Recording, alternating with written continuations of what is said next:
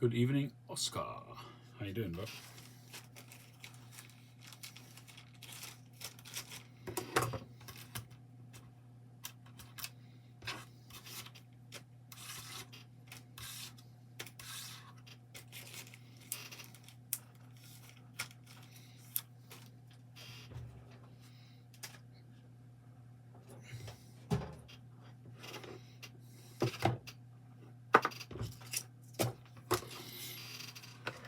Hey John, how you doing? Isn't this cute? We bought this for one of my boys. It's a little Henry Hoover. I have one of those which I use as an extractor for one of my devices, and it's a little desktop one, which is really cool. We bought one each for one of my older boys, but one of them decided they didn't want it. It's a cute little thing. Got a little, that actually does have some suction in there, and it has the hose and all the attachments, and it's basically it's like a keyboard vacuum, so you can clean your desk, and it's in Virons. Beowulf and Miss Kathy.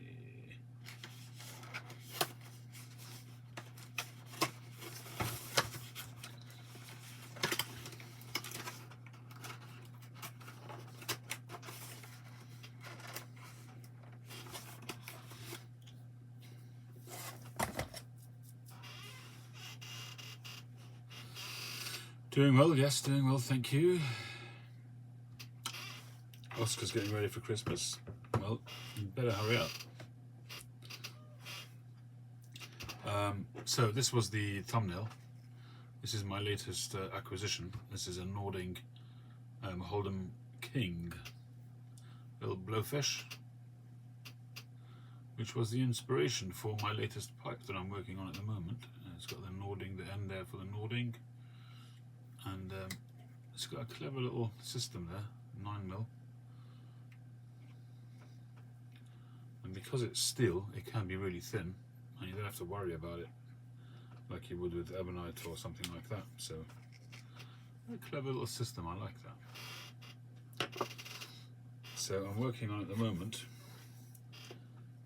is this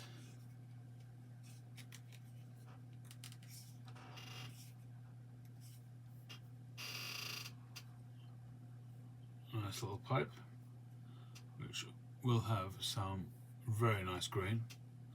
Still some refining to do on the shaping and stuff like that, but nice thick walls, and another eldritch stem in the making. Hey Justin, this one is non-filtered, albeit dusty.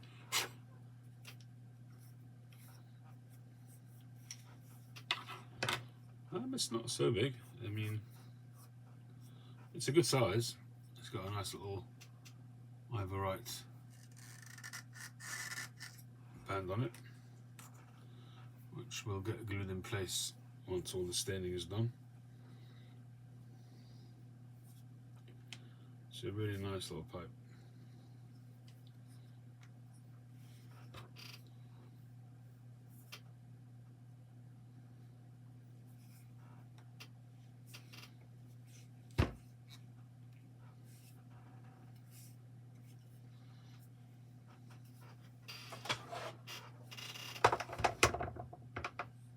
I haven't actually seen how much it weighs.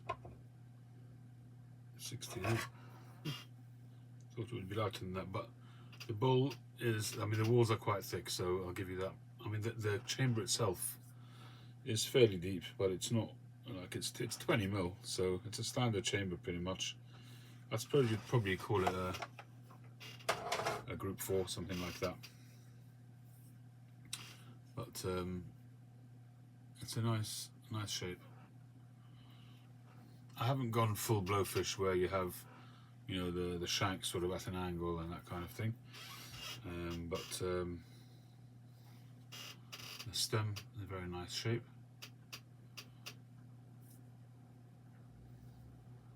So it should be a nice pipe when it's all done, all said and done, as they say. How you doing, Justin? Snow blowing for my grandma. Got nearly a foot last night. Oh, well, you're a good lad. You're a good lad, Justin. So tonight for my pipe, I've not yet had a pipe today. So I'm looking for something interesting to put in this pipe. I've given this pipe a bit of a break for 2 or 3 days. I've put, I think, 3 bowls through it already. And so I thought I'd grab some of my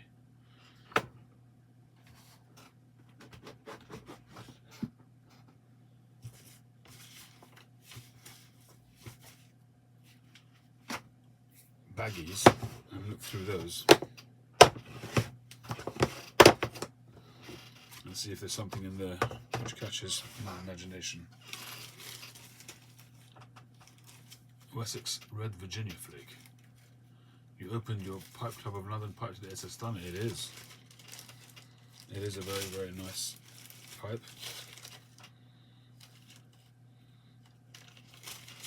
The thing is with these containers is that although they're officially airtight, they're not fully airtight, so over time stuff does dry out. Wessex Red Virginia, anybody familiar with that?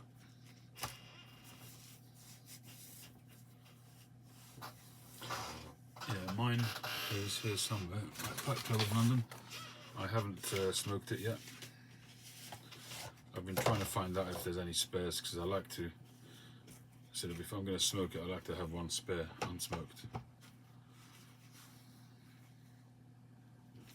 There it is. It is a very, very nice pipe. A very pretty pipe. Hey, Jonathan. A smooth rim. Panelled. It's kind of a soft panel. And what's interesting is the panelling is only from there round to there. The back here is more rounded. I guess it's difficult for them to panel that because of the shank. But from there to there is round rather than panelled, which I thought was very interesting. I did talk to Bernard Alotti about that, and he said yes, that is the case.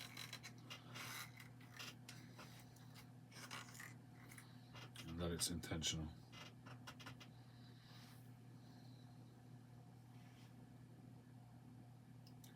It's got a very tight fit, I will say that. The tenon, which bodes well for the future.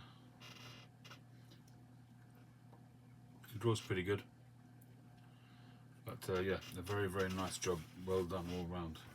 Very nice box as well. I think boxes are very nice, they present well and all of that, but for me it's not the be all and end all about a pipe.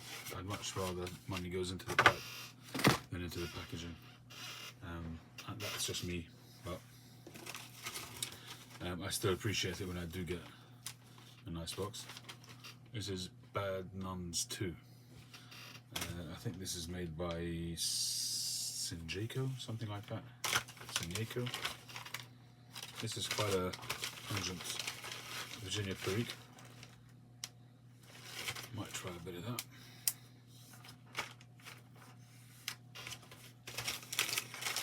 What's this one? Daughters in Rhine. Rimbuche, I think it is. I think I have tried this in the past. Rimbuche. Don't think I like it. C&D Miskatonic Mixture. Never heard of that. Why don't I know that?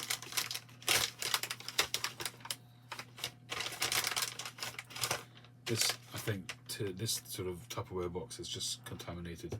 They all smell of the same. They all smell like burley blends. There's a bit of, seems like a bit of Oriental going on there.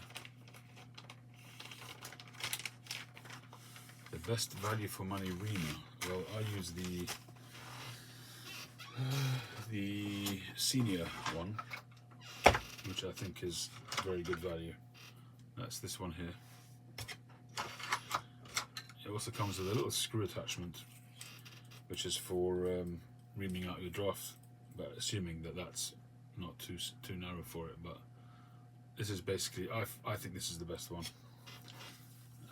It's not going to work for every single shape pipe, but I think, you know, from a money point of view, unless you're going to spend fortunes on the fancy reaming knives and things like that, and then you have to get used to using it and not wrecking the pipe when you do that.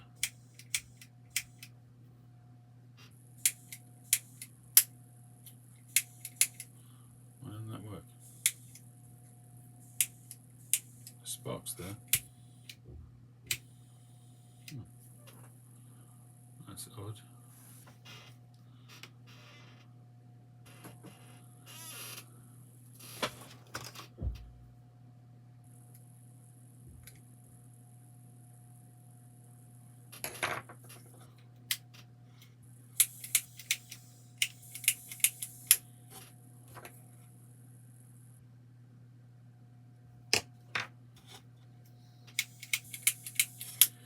I was praising these the other day. Now look at them.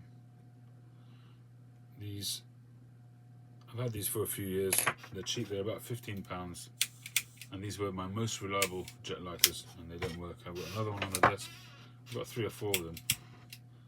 This one works when it feels like it, and it's working now. The one in the car works okay, but this one, my Zycar, my trusty Zycar, it's a bit knackered now. Calibri V-cut, fantastic cutter, really, really great cutter.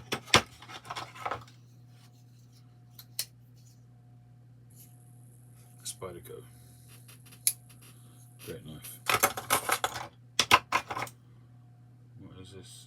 Oh, I forgot about that. And that. Do you have drawers at home which are for your little bits and bobs, odds and sods, but you grade them according to the drawer, according to how important bits of tat that they are? Some of them are, I've got little drawers where some I know is just rubbish gone into them, and occasionally there'll be something in there that I need, and there's some stuff which is of more value to me, but I just don't need it kind of thing, and it's just sort of lying around, so I put them in a higher grade drawer of rubbish, you know. Samuel Gareth Reunion Series Brown House Roll, cut loose. So I think this is like a,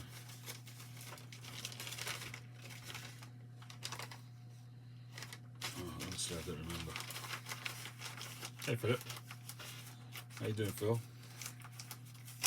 So at the moment I'm going through some old stuff, deciding what to smoke. This is Rapscallion. This is a blend from early 2018, I've written on the bag, and this is a blend made by Josh Pipe Grump. Hi Justin, which video are you talking about? The one with my cellar, or the one about not spending money when you can't afford it? Oh, the cellar. Well, those two should go hand in hand, I think. Frankenstein blend, gravity fill. This is these are from little remnants from Mike. If you guys remember, a few years ago, Mike Bry Blues did an experiment and did a series of experiments, sending tobaccos to various people to try out. Oh, these are nice and white. I can't remember what they are though. Literally every bag smells the same in here. There must be some kind of Burley blend, which, there you go, Peretti number 8. Peretti number 8 Flake 2017. So Peretti number 8, if I remember correctly, Virginia. I think that's quite nice.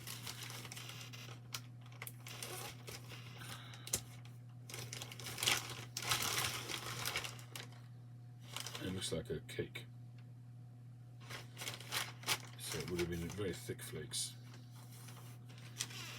Leave that one over there in case we go for that. Seattle Pipe Cub Deception Pass. Kramer's Father Dempsey. Ooh, 2019. Frankenstein. This is Blending Perique from from Samuel Garth and Garth Hogarth.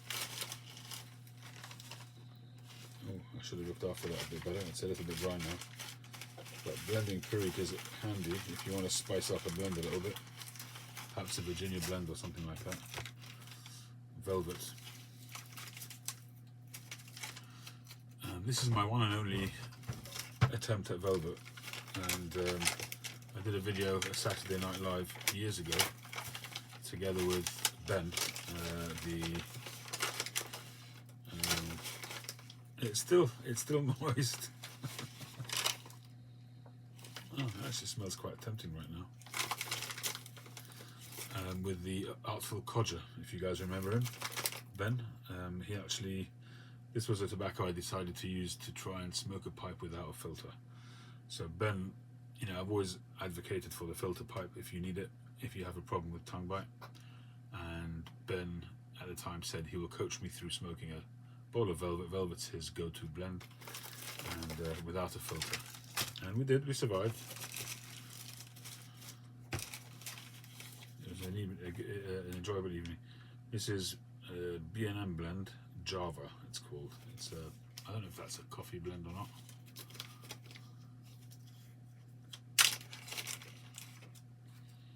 I've never tried Prince Albert, I've never tried Carter Hall. The only ones that I've tried are Half and Half and Velvet of the American Codger blends.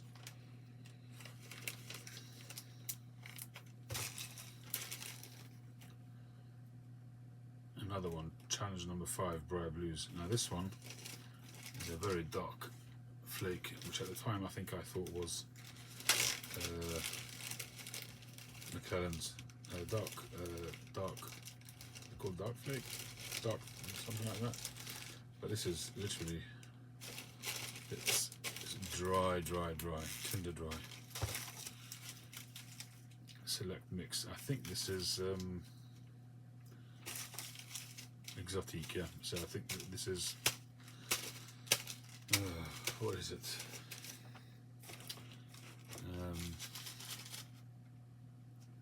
It's also made by Germain's. Can any of you remember? You know what I'm talking about.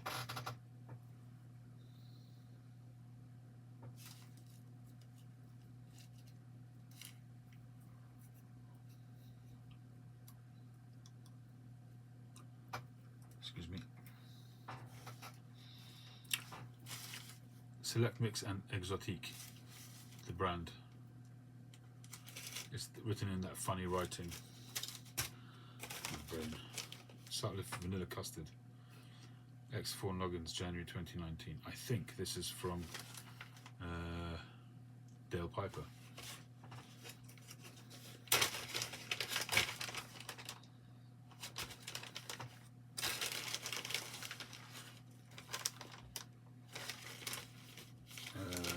Either Dale Piper or it's from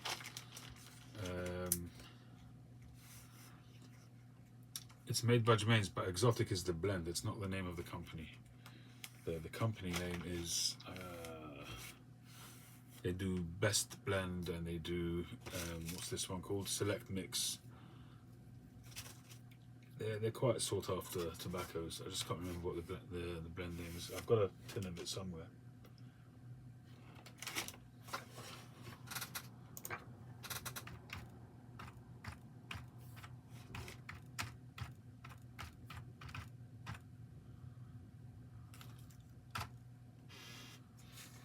Smoker's Haven, Exotique, yeah. Yeah, so Exotique is the, but Smoker's Haven is what I was looking for. But you're right, actually, Exotique is the name, yeah. Anyway, so that's Sutliff. Oh, full aroma. And for a full aroma, I used to really enjoy this. This reminds me a bit of an American blend. This is dry. This is dry. But it's another sort of nice aromatic tobacco which has got the kitchen sink thrown at it. There you go, our best blend. This is Kramer's blend for Danny K.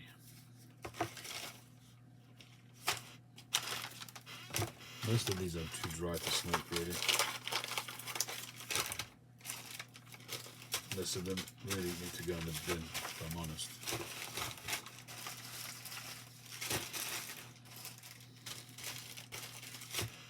I just don't like chucking stuff away. And some of these were made by friends, so I'm not chucking anything away today. The bad nuns, that's good stuff. Ohio Sweet Muffins Mafia Piper. Now that's a mouthful.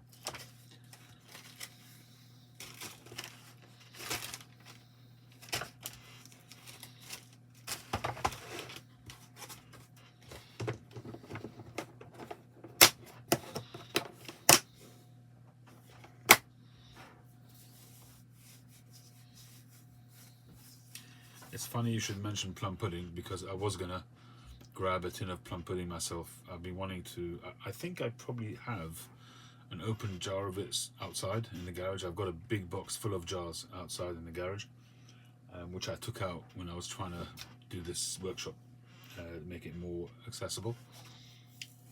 But the problem with that is that when I fancy something, I would have to root through a deep box till I find it. But it's a bit of a shame to open up a new tin though as well.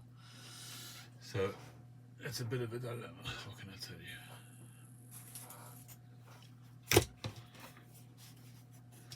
I might have a tin. I mean, I will have a tin in my cellar boxes up above.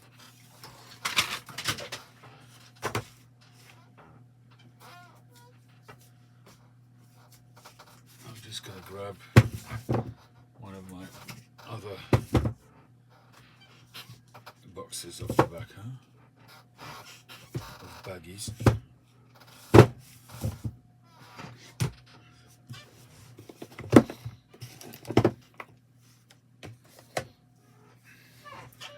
There's a few people who have those slices, Jeremy. Hey Adam. What else have we got?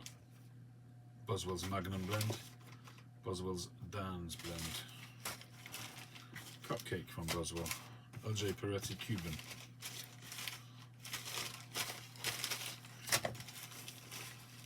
LJ Peretti's Amaranth Flake. I did a series of videos on these. These samples were sent to me by Dale Piper. And I think that it was either the Boston Slices or the London. Was it London? Was my favourite at the time. Boston Slices. Bit of Trout Stream. This is old stuff. I mean, this stuff is literally probably 4 years old, most of this stuff. Pipe Club of London, Syrian something or other. I think this was a blend put together by Juan Carlos Rincon. He came to visit me a couple of weeks ago. He's the only person I've actually ever had in this workshop. Misty Mountain by Tim Hermit Piper. When is this from? 2018. Misty Mountain. It's one of Tim's specials. I don't know what that is. Looks like Dunhill Flake, but who knows? I find that when stuff is together for so long, they all smell the same. Sandro. Ciao, amico mio. Another one from Juan Carlos Rincon, a crossover blend. Oh, this has been sealed probably. Oh, yeah. Little treasures. I think this is from.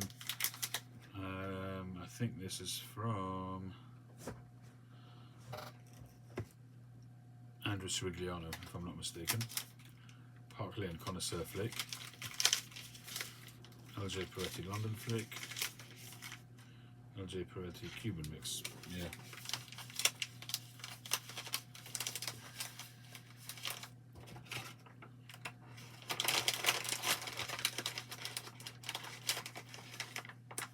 I should really give these samples away because I don't know when I'll ever smoke them. Robert Lewis 123 mixture. This is from JJ Fox's. I picked this up a while back. No, this is an American one. Must have been imported to America. It must be quite old.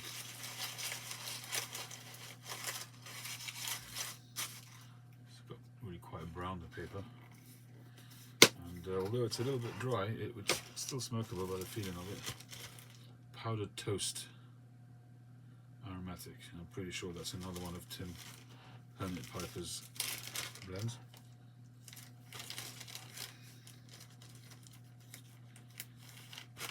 I should really try them again. I wonder how they would have changed over the years. These are probably from 2018, so 5 years on these. Another one from Tim. Sardorian mix, English aromatic. That also sounds very interesting. Gatsby's Luxury Flake Drew Estate. There was a time when I tried to get these Drew Estate series, like the meat pie.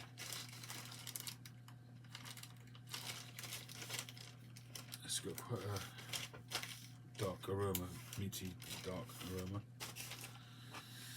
Catamount Cherry Vanilla, and that's from, wow, that is a long time ago. This is from Fort Noggin, when it was under a previous ownership. They were my main supplier at the time. It's going back to probably 2016, 2017.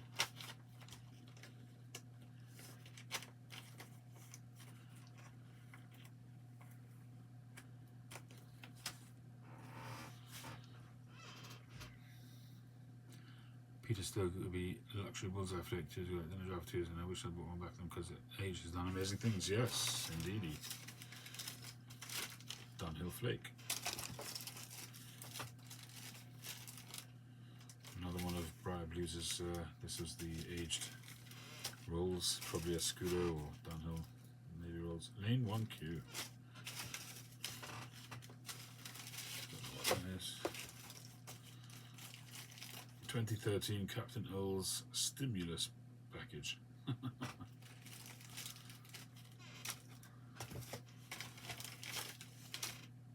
How prophetic.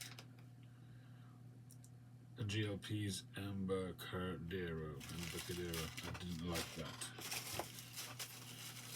Some Bruno. Didn't like that either. Don't remember what that is. What is this?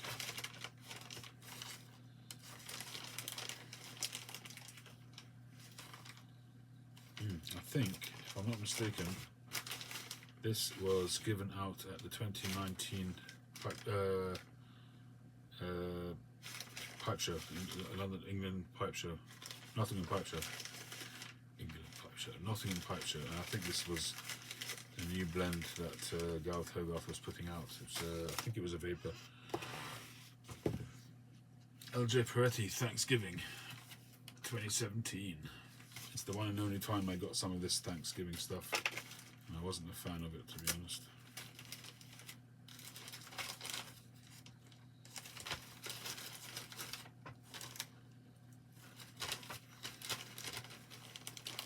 I can't remember what kind of flavour it was supposed to have.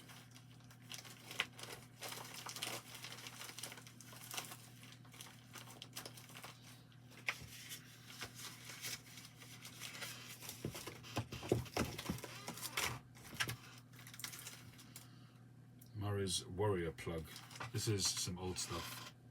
Murray's Warrior Plug. I remember buying two pouches of this. I sent one pouch to somebody. I think it might have been Glenn in Australia, possibly.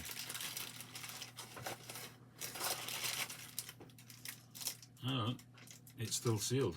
Look at that.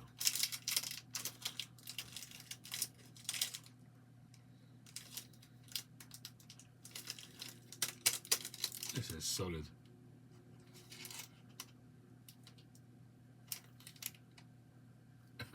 Mosquito repelling doorstop. It's a good idea. 2014 this is from, so 9 years, nearly 10 years old. Murray's Warrior Plug. Virginia and burley pressed and heated to obtain a dark color and unique taste. Aroma is spicy with dark plum.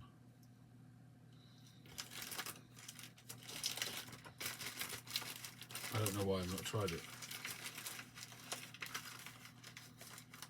Obviously you can't get this stuff anymore.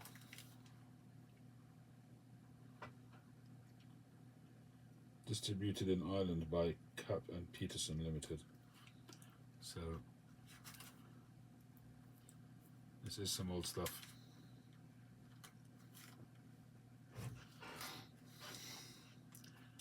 I nearly got some Mick McQuaid at one point.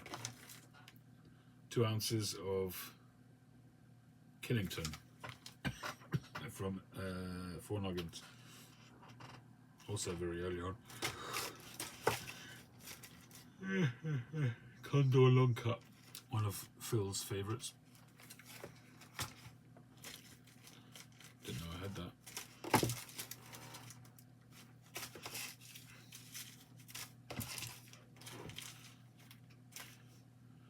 The Mellow Mallard. This is from Esteval's. I think I bought some stuff and they sent me that sample. The Mellow Mallard. What?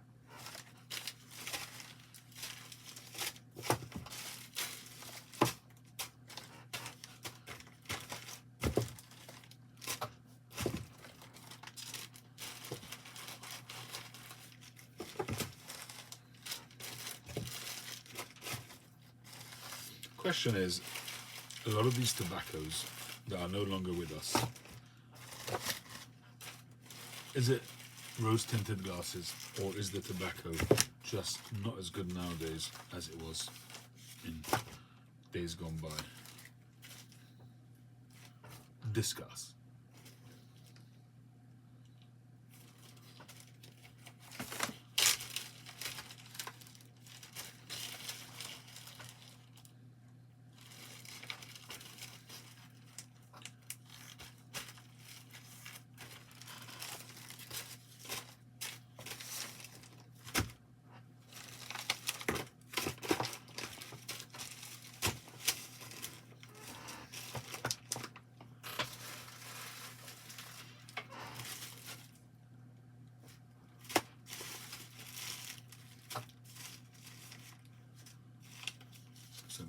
That's the stuff that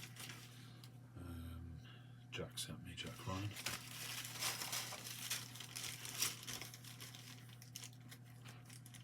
Cell depletion, component availability or lack thereof, definitely better years past.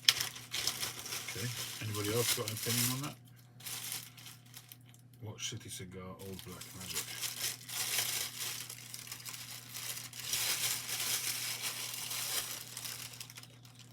Don't think I've tried this one, I'm going to leave that one out as well.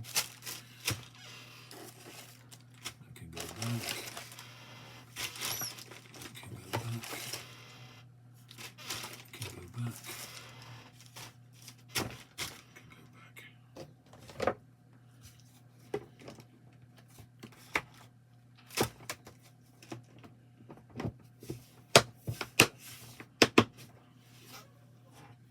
Hey Doug.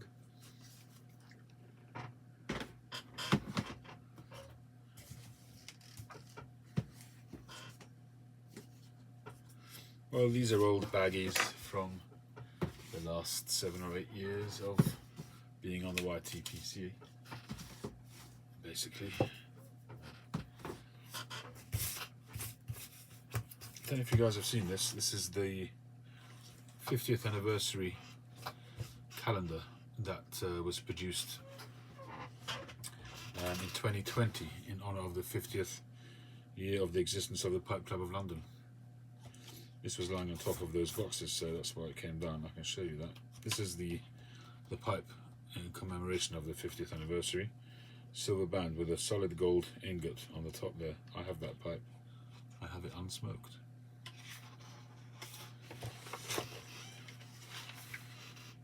And there's January. That's a Don Carlos. This was the Pipe Club of London's pipe for 1990. 99. I would have loved that pipe. I've missed on some fantastic pipes from the Pipe Club of London. John, you'll probably enjoy this. That's the 50th anniversary one. This is the Millville from 2003. You can't get those anymore. Millville's finished. This guy, I forget his name now, but he used to have a stall in St James's, and one day he just decided he'd had enough, and in his workshop he literally just threw all of the machines out on the street. Just gave up from one day to the next. This is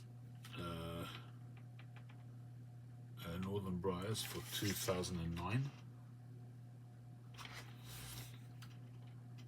This is a Blakemar from 2010.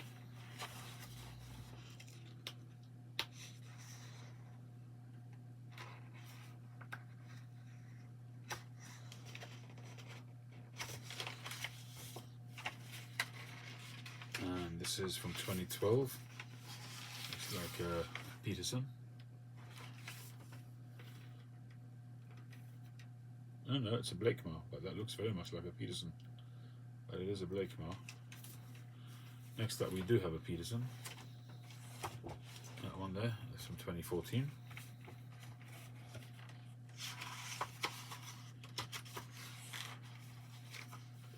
This looks like a Northern Briars. Yeah. 2015, Northern Briars, Zulu or Dublin. Then we have the 2016. I have this pipe, or I had it, but I've sold it now. 2016, I got it before I smoked filter pipes. In 2016, I wasn't smoking filtered pipes at that stage. So, as there was no chance of me smoking, or very little, I ended up selling that. This pipe I still have, even though it's not filtered, but it was too stunning to pass to sell on. This is 2017, I think. A beautiful Mastro de Paya. Or was it Siakapa? Maybe Siakapa. 2018 was the Meerschaum, which I still have and I smoke from time to time. Beautiful pipe. Beautiful plumage. 2019, this one always makes me sad. 2019, I had one of these, and there was an issue with the pipe. I don't remember what it was, and I brought it back with me to one of the meetups at JJ Fox's, and it disappeared from there, and I was always very sad about that. And there's a possibility that it might get replaced, so I've heard. I believe that the president of the Pipe Club of London is working on that to see if I could get one. If he does, that would be something special. It really would. It would really make me very, very happy. So I just thought I'd share that with you. That was an impromptu look at the calendar. It fell down from up above, so I thought that would be nice. All right, so we have Watch City Cigar Black Magic, LJ Peretti Boston Slices. What do we reckon?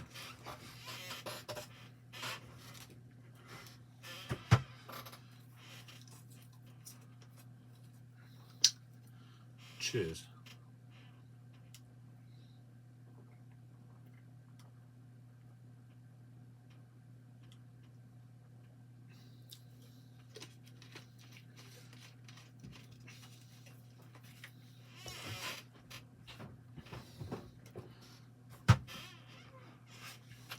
So we have 2 for Peretti's and 1 for Black Magic. I'm voting Black Magic, so we're 2-2. Any more offers?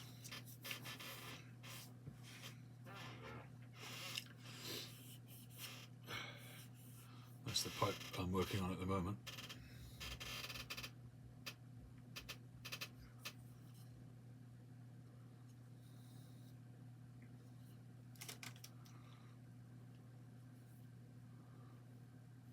Should be a really nice pipe with nice grain on it.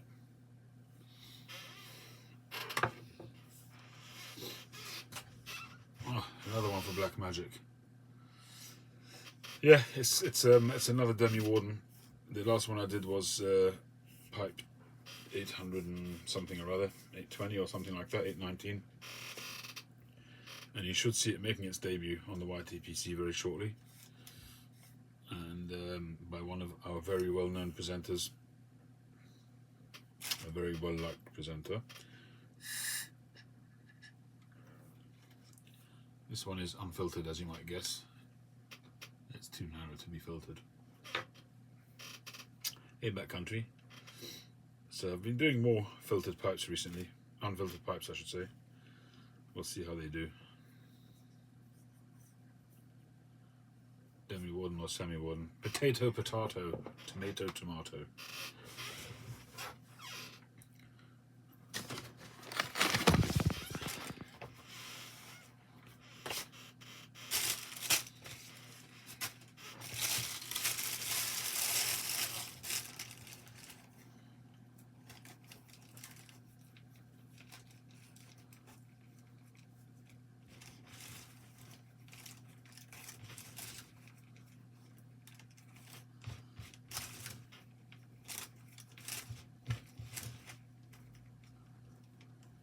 Red is not winning, sorry to burst your bubble. It's not winning because I ain't smoking it.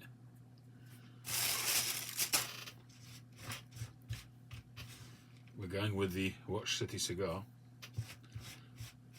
Old Black Magic. It's Watch City cigar.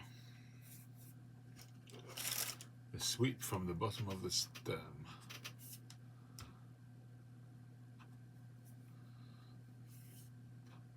Yeah.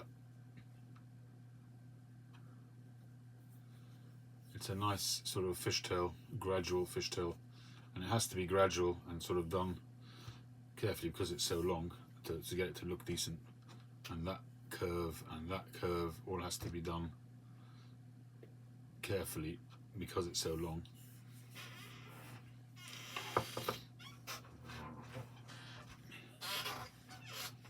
Three Peretti, 2 Black Magic.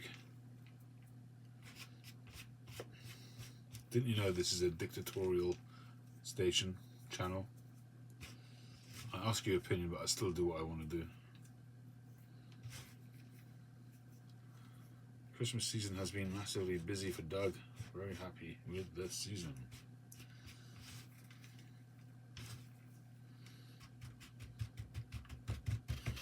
Alright, we'll let that get a little bit toasty. Let it dry out a little bit.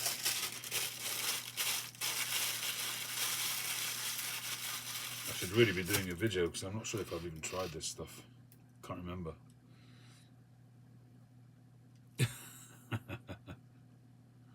Them are crazy. You're right, I should have been democratic about it. But hey, it's Christmas!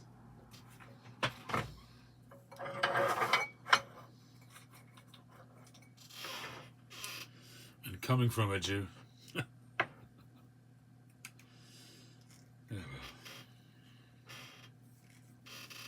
We love Christmas. Like the beat at the end of this stumble, I assume you're saying. Are we talking about this bit or this bit? That bit going round.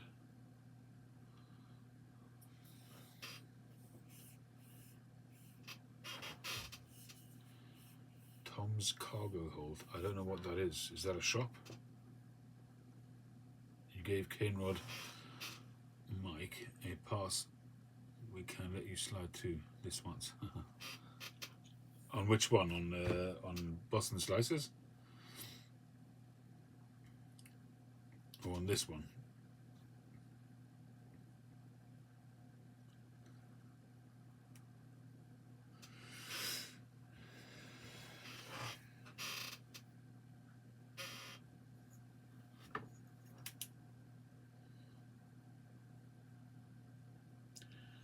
Just thinking whether to put another coating of honey in there, but I don't think it's necessary. There's a fair bit of build up already.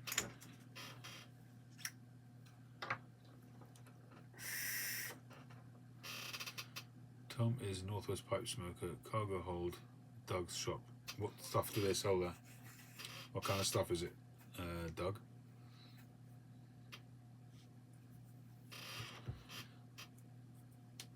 Is it like Army and Navy type of thing that we would call here, or we used to call it Army and Navy? Like Army surplus, that kind of thing? Or is it a storage, self-storage place? I'm just going by the name cargo hold. He's a tobacconist, really? Cool. I didn't know that. Doug, I should have to have a look at. Do you have a website?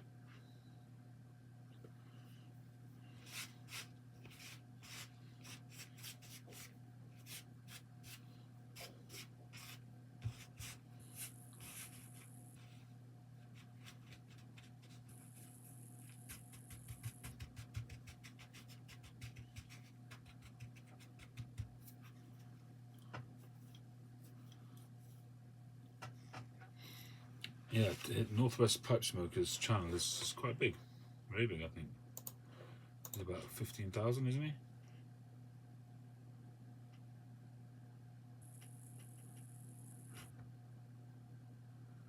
Core of high-end men's accessories, nautical, brass, gaming, pipes, tobacco, cigars, etc. No website, very old-fashioned. Ah, okay. Northwest Pipe Smoker. 12,000. I must be honest, I don't watch every single. I am subscribed, but I don't watch every single one of his videos. But when I do enjoy them. You barely have electricity.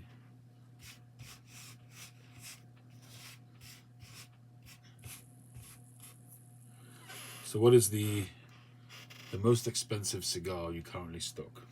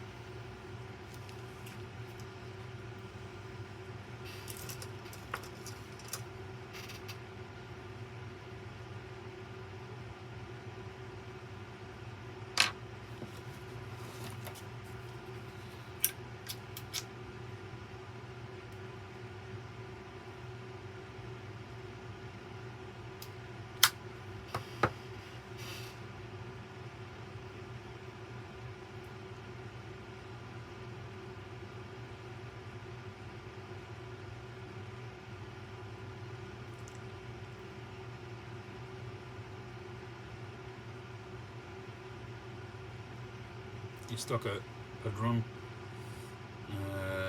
1964 anniversary, retail at 50, although average price for handmaids in my state is about 25.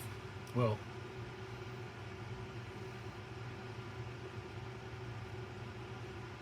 I've had a Padron 64. It kicked my butt, to be honest. It was a very big one. I think it was called a Churchill, but it's not a Cuban Churchill, it's an American Churchill.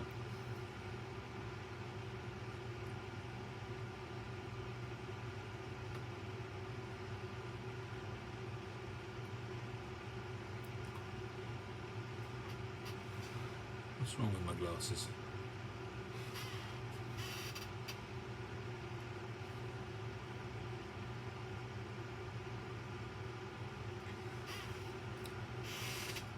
I'm wearing my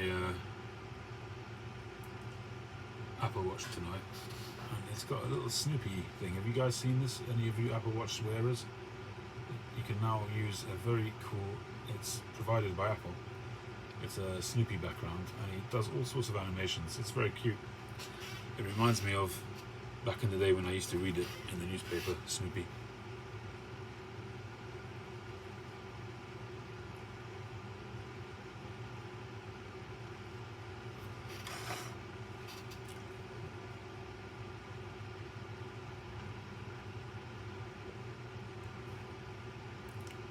$64s for $16? They must be a small size. And Cigars Daily.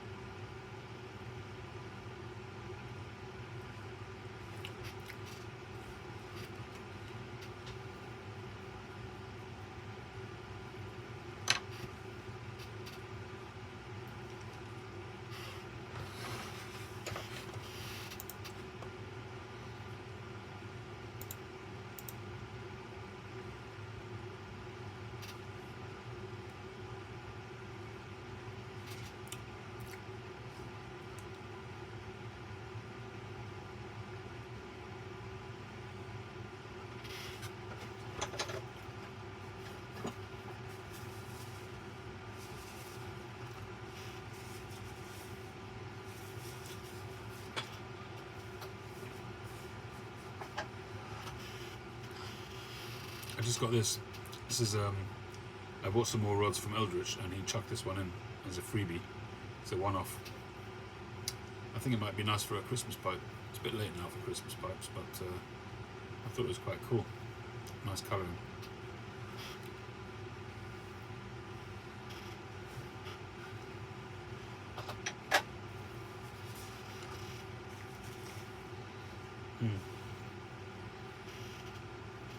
This pipe is now sold.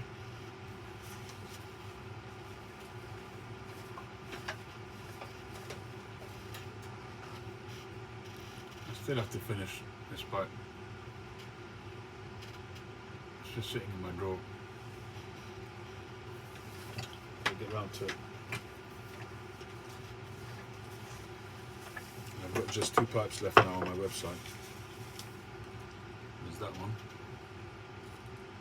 It's the oval shank. Very nice pipe.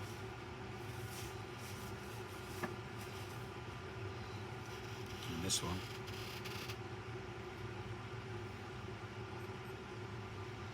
Another gorgeous pipe. Those are the only 2 pipes left now. And I hope those go over the holidays.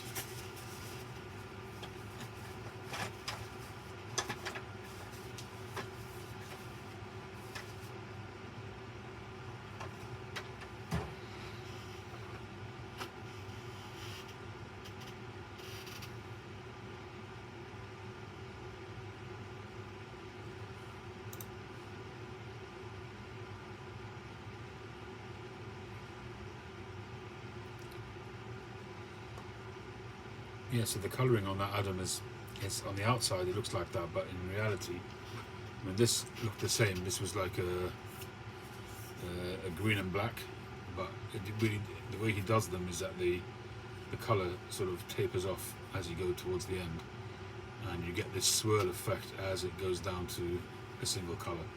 So on this particular pipe, I did it this way around so that you have the white there and the white there. To have the white next to that white I thought wasn't that exciting, so I just thought it was nice to cap it off at the end like that. I thought that was a good way of doing it, but it still ties in.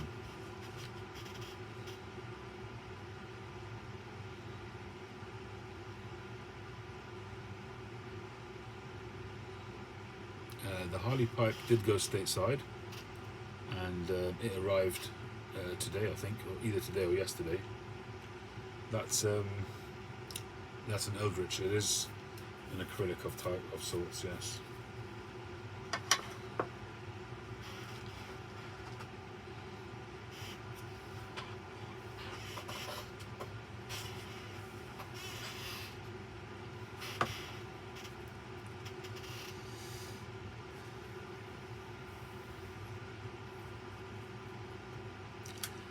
I don't know the exact makeup of Eldritch's stems. They are resins with acrylics, with rubbers, with plastics. He has a mix there, which it is resin, but he has a certain mix which makes it soft. So you have the beauty of Cumberland or Ebonite, where it's soft in the mouth, but the advantage of acrylic that it doesn't oxidize, so the color stays. But it is soft in the mouth, so you have sort of the best of both worlds. That's the concept, and it works.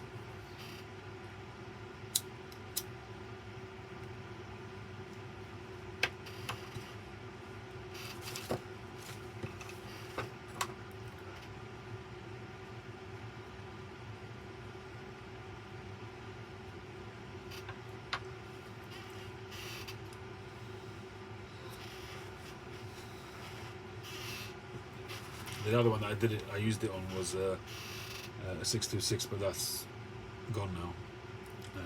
Otherwise, I'd show you that.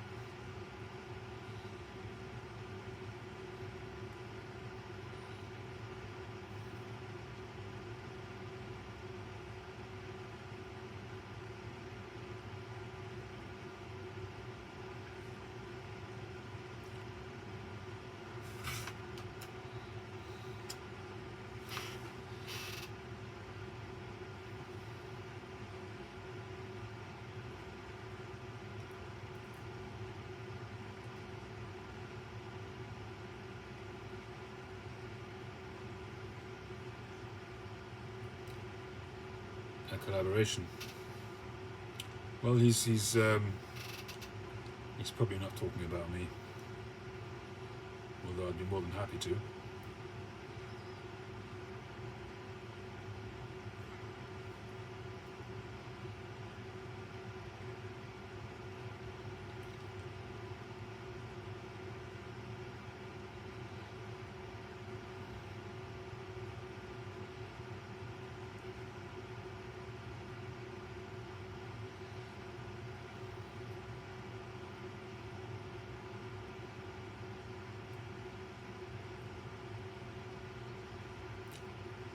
I'll have to check out that video.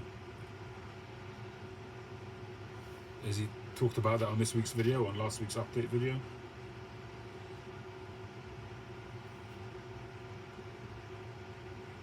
Oh, well, we'll see if anybody recommends me.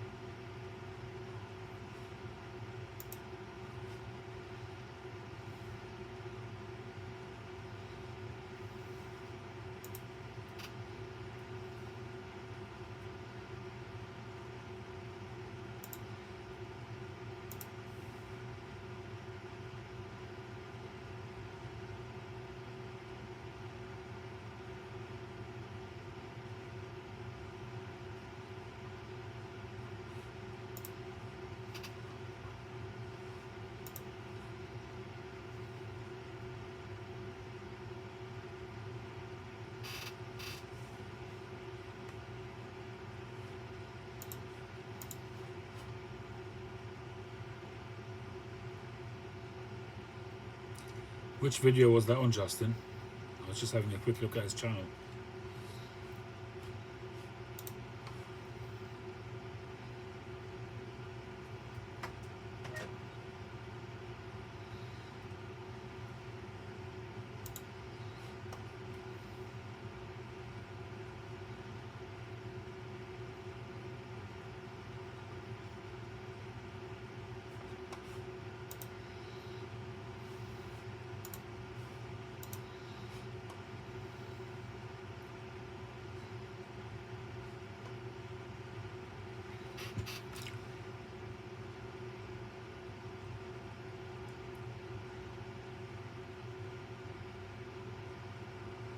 Then we wouldn't stand would be damn near impossible to drill without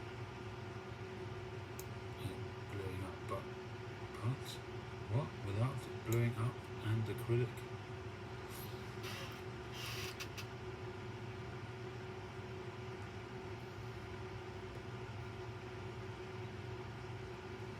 No worries, Justin.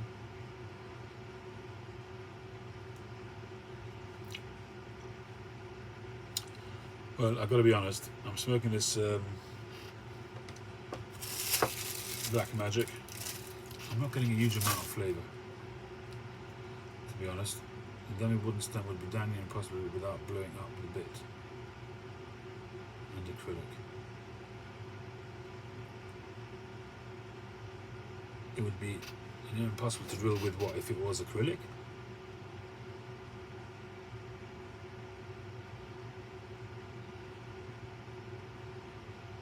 Thank you, Todd.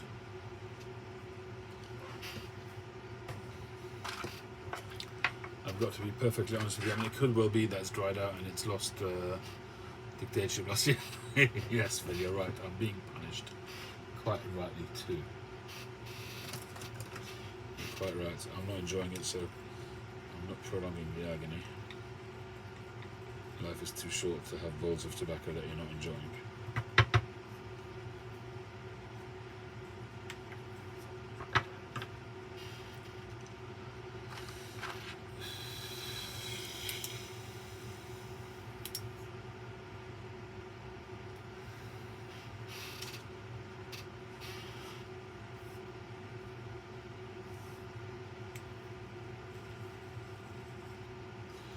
Yeah, I do have to think about Pipe 1000, no question about that.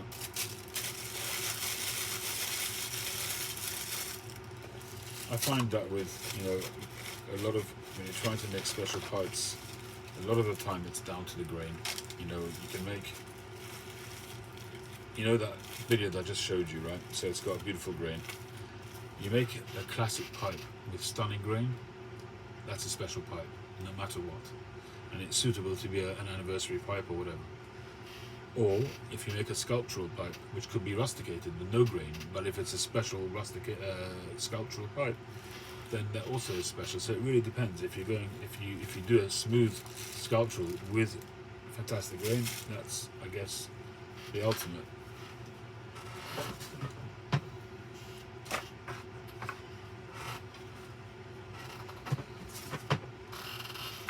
I was thinking maybe to have another batch like I did with the Calla Lily. That one really came out very nice. It didn't sell that well, it took a long time to sell, and I sold it at a really much too low a price. But that's, when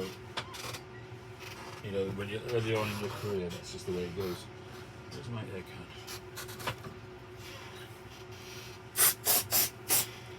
If I remember correctly, I think I got about £400 for that pipe.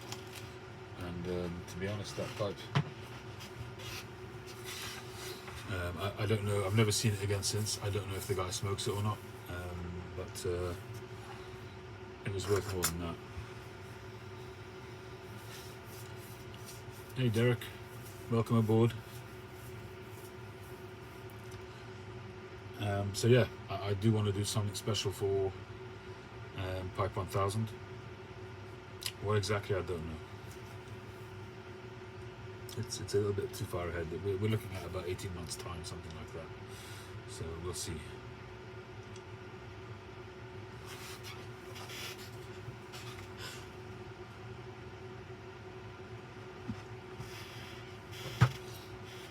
Hey Daniel.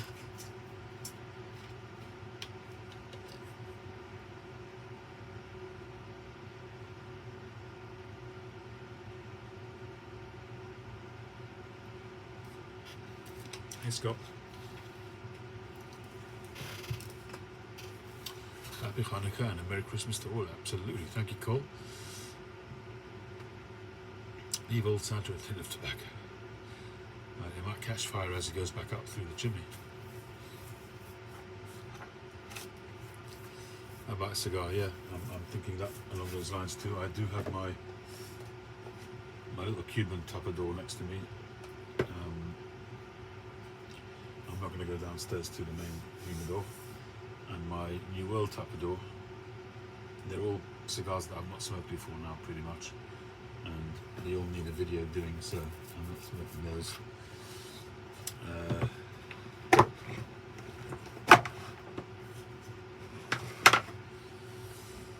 In here we have, I was going to smoke this last week, you guys might remember. This is a Monte Cristo number 2, which I brought back to life. I had 3 of them, which one of my son's friends asked me to keep in my humidor to refresh, and in the end he just said smoke them. So this is Juan Lopez. This is a number 1. Number 2s I've smoked a lot of. I had a whole box of Cab 25. And that was a pretty punchy cigar. This is supposed to be a lighter cigar, but I want to do a video of that. And we have a Partagas. I think Mark Welshpiper sent me these. I forget what they're called, but they're basically a Morava, 42 ring gauge. It's probably a 5.5 by 42. It's a classic Cuban size. And this is a short Robusto from Hoy de Monterey. Thank you, Justin. No worries. No rush. Hello. So I'm thinking I'm going to go Hoy de Monterey, or I could go a Media Corona from Monte Cristo, but I think I'm going to go with the Hoy de Monterey because the number 2 is going to take too long. The Partagas not in the mood for, so the Juan Lopez I want to do a video for, so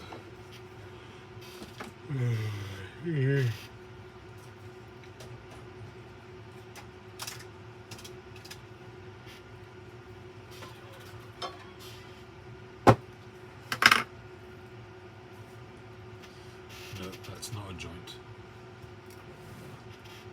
I've been smoking the heck out of these. These are fantastic. I never thought I'd say this. These are machine-made cigars. These are cigarillos, tiny little things. It's got a filter in it. It's actually a double filter. They about a 3 or 4 minute smoke, and I'm absolutely falling in love with them. I'm going to have to get a stash of these. They're just fantastic to have in your pocket. If you're just going to drive somewhere and pick somebody up or drop somebody off, but you don't want to smoke it while they're in the car, you can just have one of those and be done. Open the windows, air out, and 2 minutes later you can pick them up. They're such a quick smoke, but they actually got really nice flavour.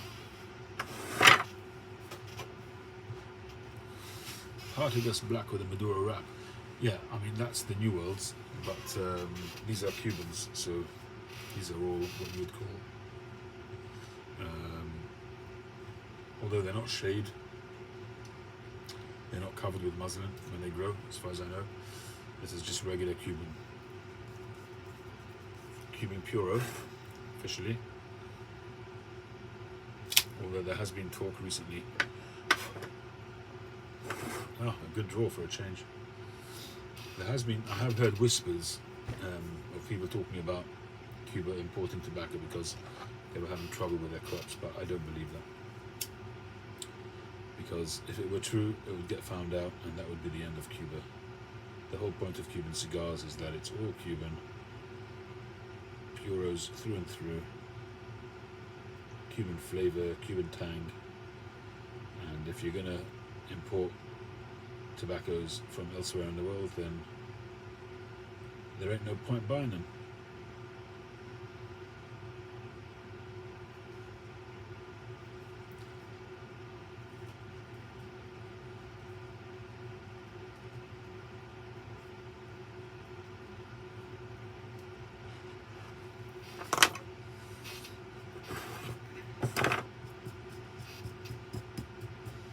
get so many requests about this ashtray. Beautiful ashtray, was made by Jason from Drop Bear Wood, not Drop Bear Woodworks.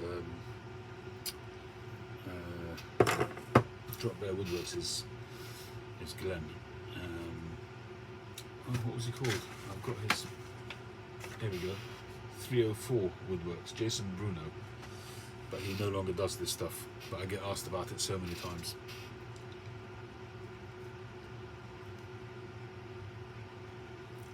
Wonderful ashtray.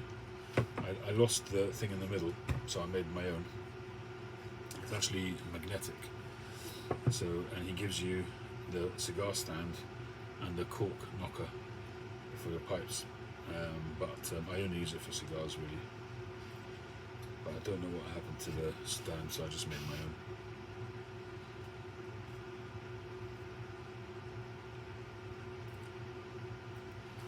My favourite cigar now, Daniel, would be really hard to say. It would be very hard to say.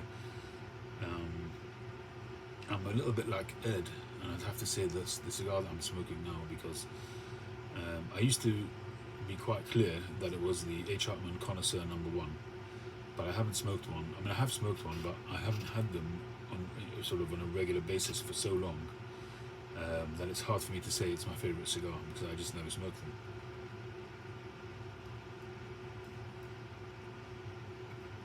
My main source for cigars, for Cuban cigars, is now closed to me.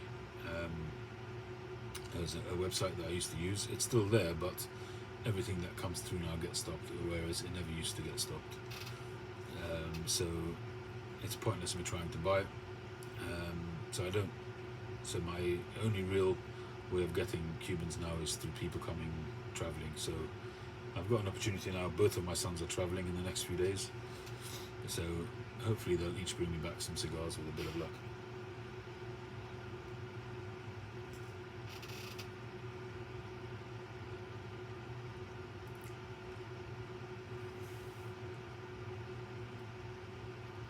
Actually, I think they're both going to Israel, and the Israel duty-free is actually well stocked. It's unusual. And when I went the last time, I don't think it was, but my son went a few weeks ago, and it was very well stocked. He bought me back some Partagas. No, the last time he went, he bought me back the box of Monte Cristo Medio Corona. The time before that, he bought me some D4s, Partagas D4s. This time, I'm hoping that he'll be able to get me some H. Hartman half Coronas, same size as the Medio Corona, but much better flavour to my thing. The only problem with those is that, you know, a significant percentage of them are usually too tight to smoke.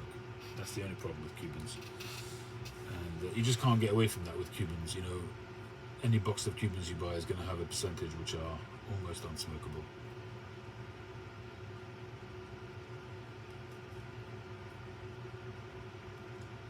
Cigar warnings causes blindness. Yeah, well, here in the UK, anything goes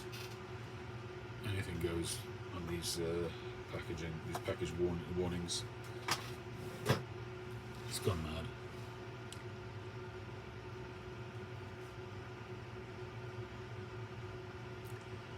I'd agree with you, Daniel. The Toro 6x52 is a nice size. I mean, my size has always been 5x50, which is the classic Cuban church Robusto.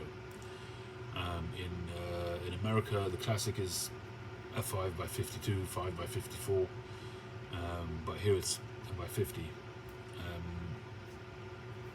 But I do like the Toro. 6x52 is a nice size.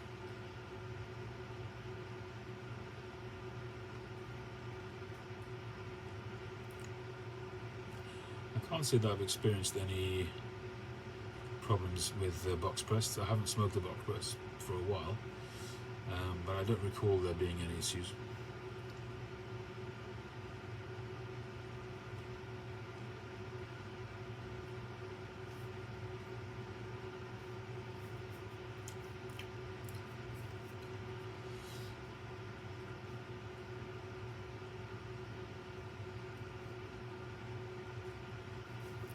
I like the mouthfeel of anything 50 ring gauge and above. Smaller than that is fine, but I just prefer wider ones. Yeah, Doug, I imagine so. Or you just, instead of smoking it through your mouth, you smoke it through your eyeball. You know, you stick the cigar in like that.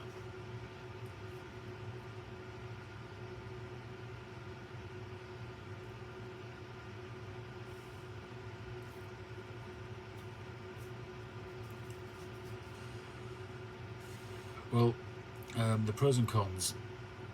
There was a time before I got this humidor that I have downstairs, which is basically a converted wine fridge, a wine door. Well, converted, when I say converted, I haven't done anything to it. I just put my cigars in, that's it. It's not switched on or anything like that. I just use it because, like any fridge, it's airtight.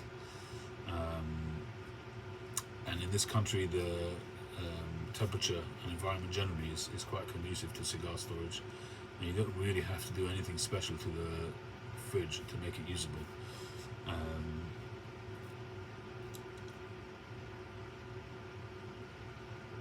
But in countries where it's really hot or really humid or really dry, then you need to do something about it. So for a long time though, I used Tupperware containers and my cigars were fine. I even once used a cargo box, a very big cargo box, which had a seal on it, and I just chucked loads of Boveda packs in there, and they were fine.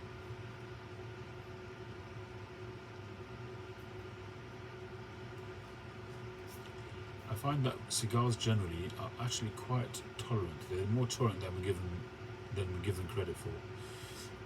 As long as you don't abuse them, and you don't abuse them for a long time, I find that cigars are pretty tolerant. But I do notice a fluctuation in flavors depending on what you're doing with them. So whenever I buy new cigars, I tend to leave them be for a couple of weeks just to settle down.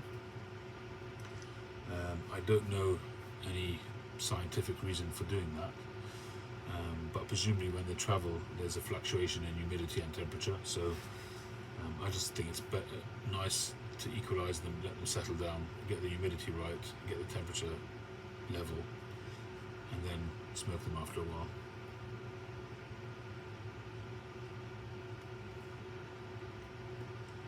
I think there's quite a significant difference between Cuban cigars and New World cigars when it comes to looking after them. I do think that. And I think I don't say that as a criticism of New World cigars. I actually say that as a criticism of Cuban cigars. But I think that it's kind of tied in. So that delicacy of the Cuban cigar, so this kind of delicacy, also I think is tied. It goes hand in hand with the Cuban flavor. And when you mess with the equilibrium of the cigar, you mess with the flavors of the cigar. With New World cigars, I find that they're much more robust, they're much more hardy, and they don't need a sort of a setting away period, they don't need a resting period, they don't need an aging period. You can smoke a New World cigar straight away and enjoy it the minute it comes through the door. And if you leave it in your humidor for a month, it's not going to be hugely different. Maybe a few years, maybe, but the whole idea of aging a cigar before smoking it, I find, doesn't really apply to New World cigars. But with Cuban cigars, there's no question that a Cuban cigar is better with some age.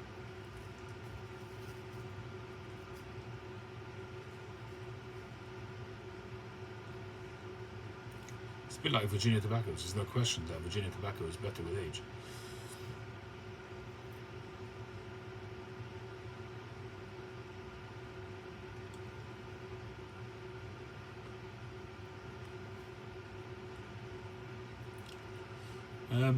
I don't know about that, Phil. The idea that the fact that it's already had a lot of pressure put on it in the mold to give it that box press means that it won't split. I don't think that's true, because round cigars also are pressed in molds under quite a bit of pressure, and a lot of box press cigars become box pressed because they're squashed in their boxes quite for a long time, and the pressure makes them a little bit square. But the proper box press ones, they go into square presses, I don't know that they're under any more pressure than the round cigars. They're just a different shape. the reason why wrappers crack is not to do with the fact that they're being pressed, it's to do with humidity. That's really the only reason.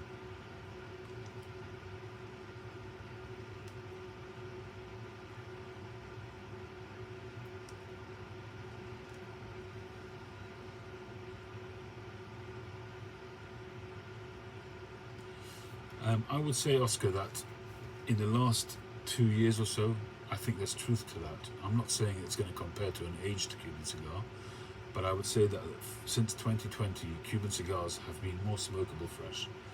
It's not to say that you should smoke them fresh, and it's not to say that they smoke well when they're fresh, but they are more smokable than they were before that.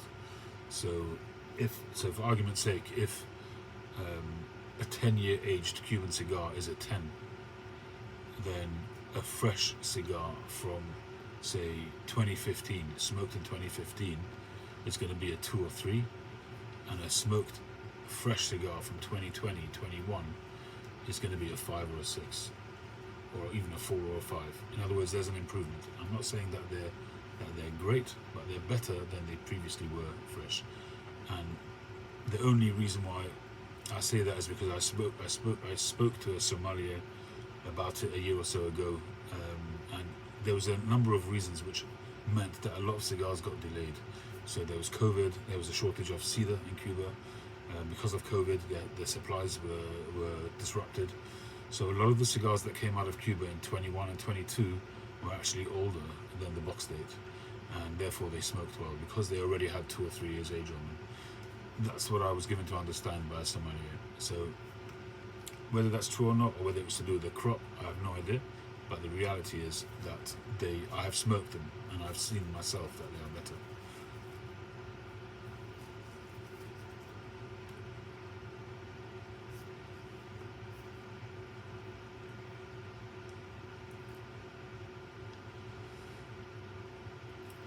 Hey, Lethal.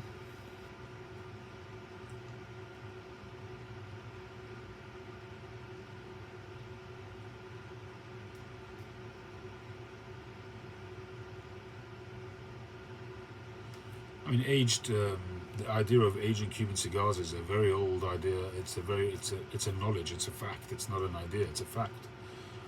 I don't think anybody argues about that. Anybody who has smoked an aged cigar and a fresh cigar will tell you that straight away.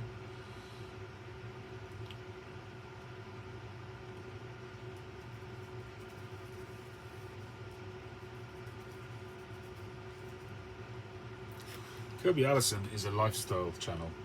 He's a nice guy, and I think he wishes he was born in England so he could be an English gentleman.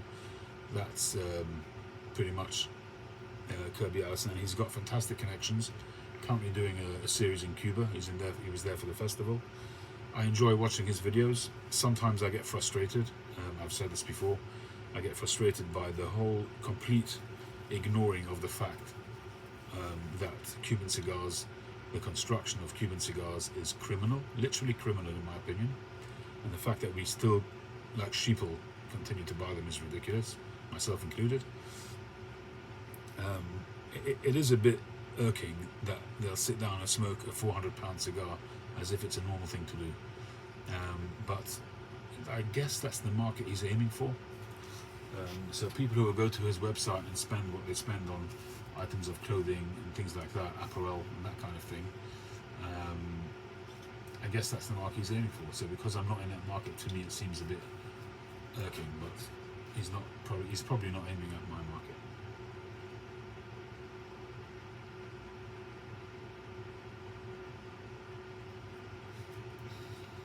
But I do enjoy watching the videos, and I especially enjoy watching the Sahakins. I think they're fantastic.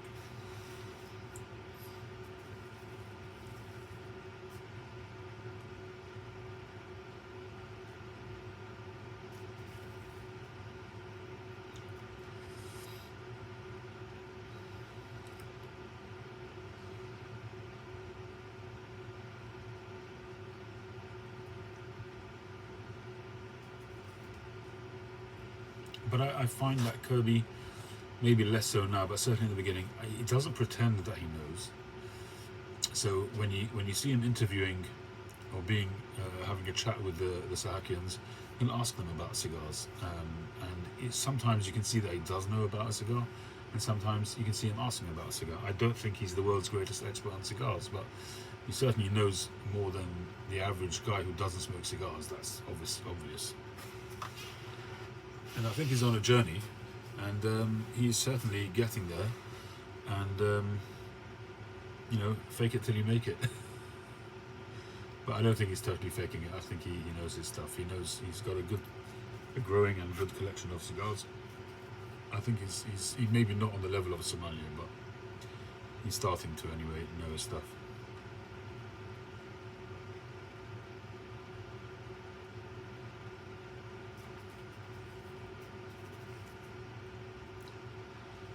I met Max just in the shop before he was anything, before he started doing his channel with his father. He served me many times in the Davidoff shop. He's a very memorable guy, so I remember that it was him. He's a lovely guy. But yeah, when they pull out a £400 cigar, it's very hard to relate to it. Kirby just the other day smoked a Behike 54, I think it was, or a 56 maybe, and that's a £500 cigar. It's gone mad. The prices have gone absolutely bazonkers, and to just sit there and smoke a £500 cigar, it's crazy even to think about it.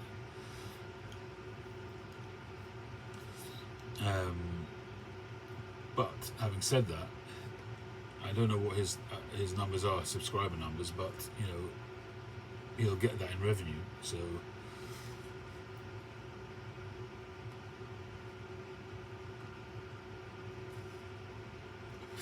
I think his subscriber numbers are doing very well.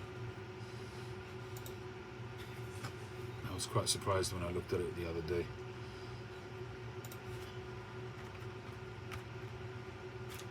He comes up straight away on a YouTube search.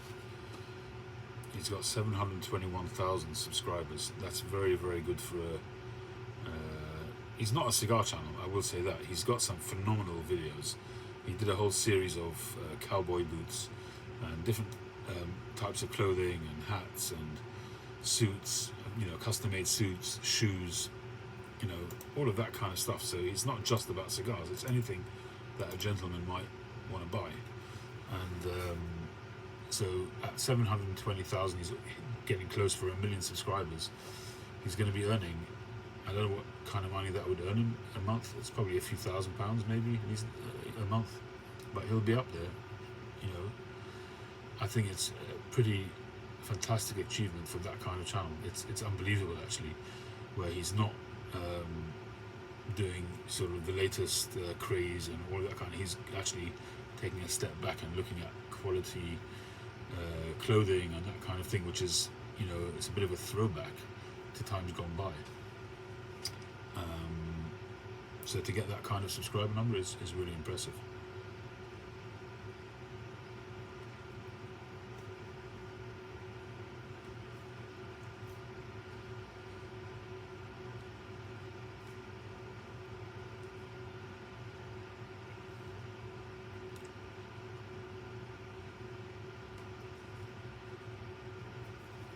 Yeah, I mean, if he was sensible, he would actually do stuff which was relatable by people like us. If he would do a regular cigar, a £20 cigar or a £10 cigar, that would, to me, make him at least balance things out and make it feel at least relatable.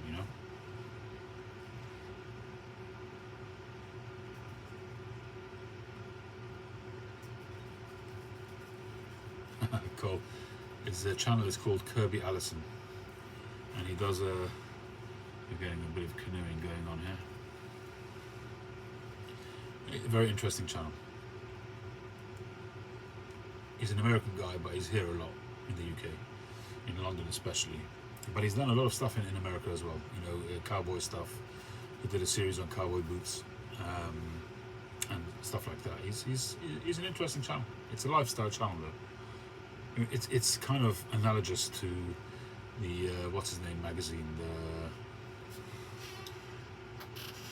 the Cigar Aficionado magazine. So it's officially a cigar magazine, but it's really a lifestyle magazine. And a lot of the stuff in there is beyond our kind of pocketbook, but it's interesting to see.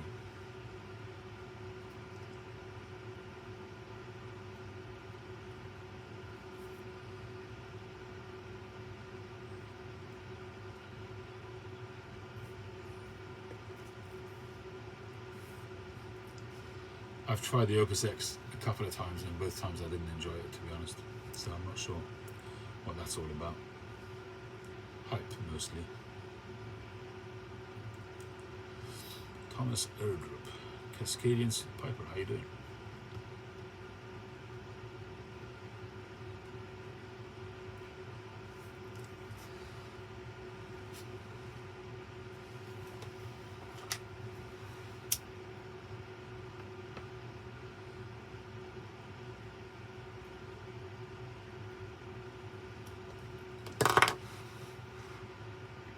So when you adjust the cigar, it goes black initially, but then it turns ashy. So you shouldn't hold the flame on there for too long, waiting for it to be white, because it will turn white after a while.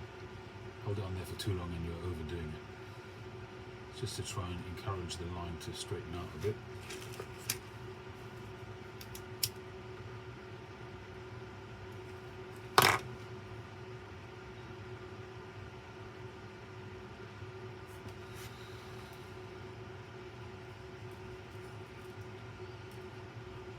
So you can see how that was rolled.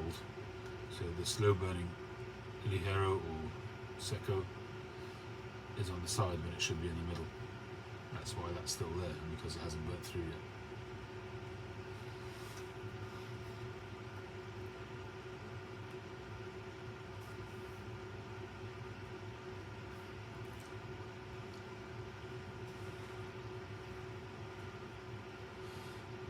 Cuba in general doesn't use the entubado rolling method that Nicaraguans do, which is why a lot of Cubans have draw issues and structural inconsistencies.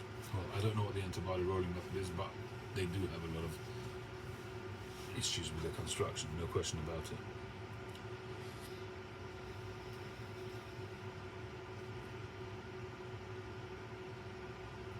Well, it's Christmas Eve already, an hour and 40 minutes ago here in the UK. Snoopy is sleeping. Oh, he's woken up. Ah, he's gone back to bed.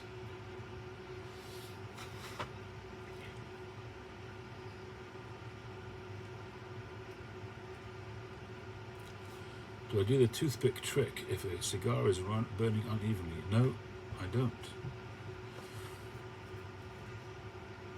Arturo Fuente has taken the brand from entry-level handmade and sent to overpriced, grossly overpriced. Gerby has a really great video and worth watching. Yeah, he's doing a series on Cuba now. He's still there, I think. Or if he's back, he's still producing videos from it. He's doing a series on Cuba. The Cuban Cigar Festival, Habanos, has just taken place, I think. Or at least that's when he did the videos.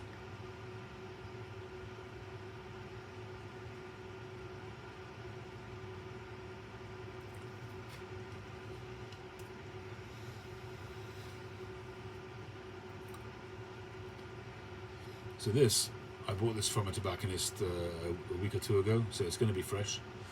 I bought it online, so I don't know the box date, the aroma was pretty good, but it's definitely not aged, and it's not great, not by any chance, stretch of the imagination, but it's smokable. These short Robustos is the only thing I can really afford now, occasionally. So I tend to just smoke them when I get them, because I usually buy one or two or three of different brands, and I'll just buy one of each. So when they come, they get smoked.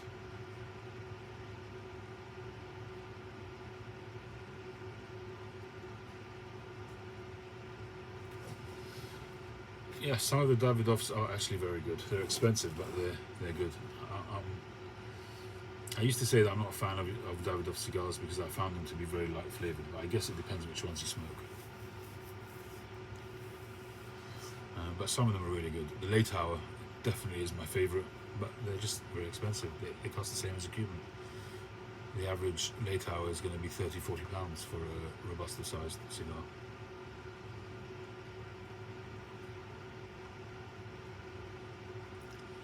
I'll be honest with you, Arturo Fuente, I actually think they're a good brand. I think if you set aside the Opus X line, but if you smoke the 898s or the Hemingways, those are really nice. But for me, they're middle of the road. I mean, they're not complex. They're not, you know, multi-layered, spicy kind of flavors. They're fairly, really good, middle of the road, good tobacco-y smokes. And I think that once you try to go up and you go into the Opus X kind of line, you have to like that flavor, or I wouldn't say you'll find it unsmokable, but why would you pay $30, $40, $50 for it, and one that you can hardly find, and it's not that great of a smoke for you?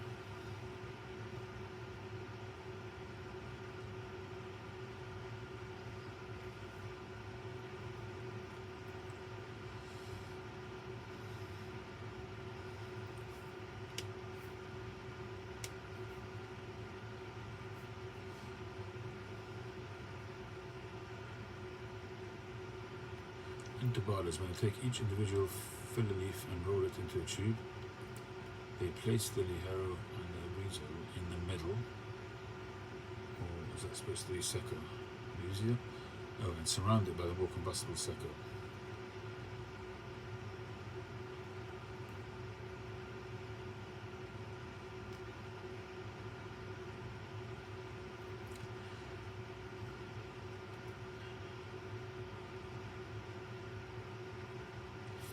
I think that the Cubans, when they roll it, they will grab a bunch of leaf and they will roll it. So although they may not individually roll a single leaf and then another single leaf and then another single leaf and punch them together, they will do that loosely, but they'll end up taking a big hefty bunch and clumping them together, and they will be rolled up to some extent. But because they take such a big clump of cigars, they can't really predict if any of them are collapsing in the middle of that bunch and therefore creating a tight draw.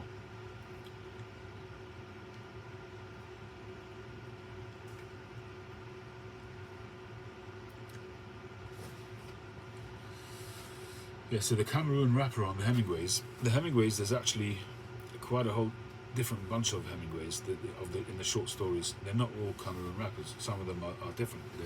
They've got some almost black coloured wrappers, and they've got some which are almost claro. Depends which one you go for. I'm not sure that they're all Cameroon. I've smoked 3 or 4 different Hemingway short stories with different wrappers on them.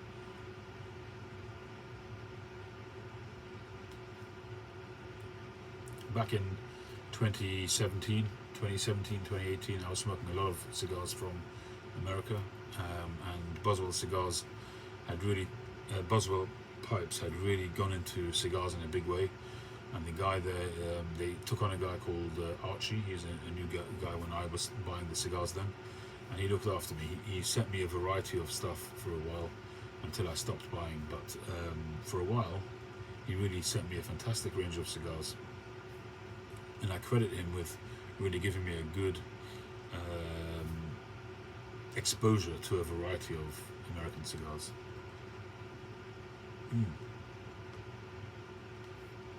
I would agree with you. Perdomo is a good brand as well.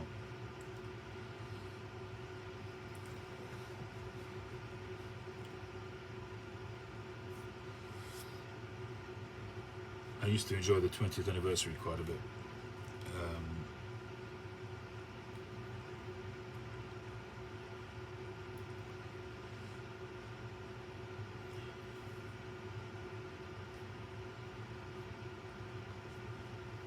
Maduro wrapper is a Connecticut Valley.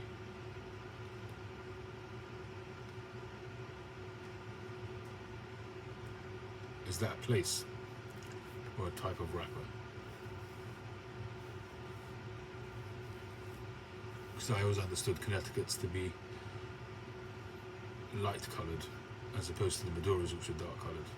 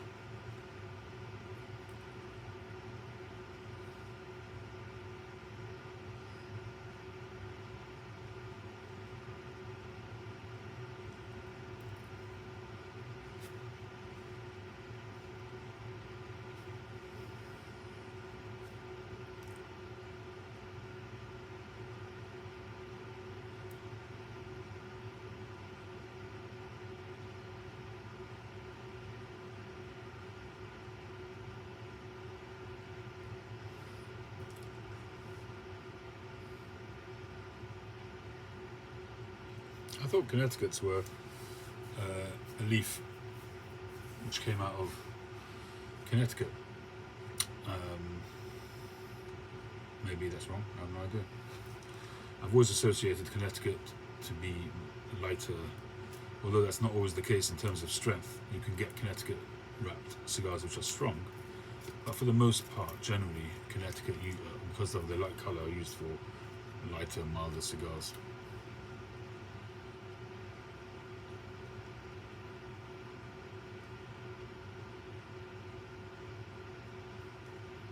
Yeah, Doug, exactly.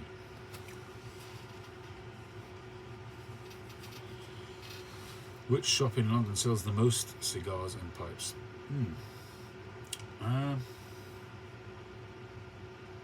They're all in much of a muchness, I would say. Yeah, I hear that, Adam. I can't say that I know every single pipe shop in London, but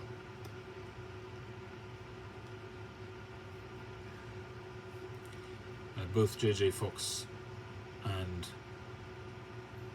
Davidoff have a decent selection of pipes, and they also have a decent selection of cigars. I would say that in terms of cellared cigars, Davidoff probably has a much bigger cellar of stored aged cigars, but they are technically the private collection of Edward Sahakian, and every so often he'll bring up a box of very old cigars, and if you've got the money you can buy a very old cigar.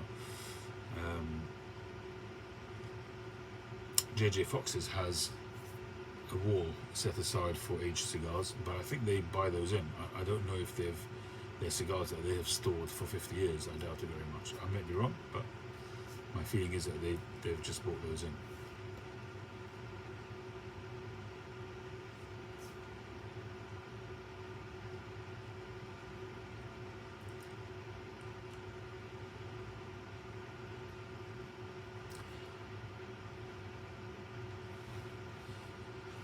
Well, Daniel, if I was to open a shop, then I would have to have the full selection, the full array, otherwise I wouldn't do much business. If you ask me what brand I prefer and what pipe shape I prefer, that's a different matter, but in terms of opening a shop, if I only stocked what I liked, I don't think it would do very well.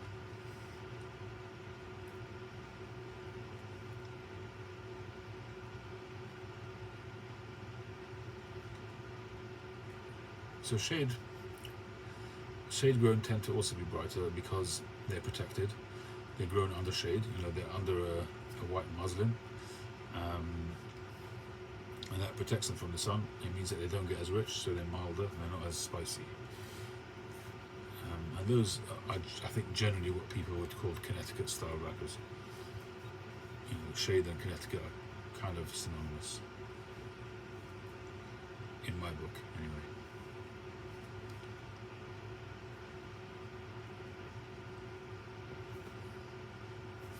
That's not to say that Connecticut are shade grown. I don't know, but I just kind of see them as the same or similar.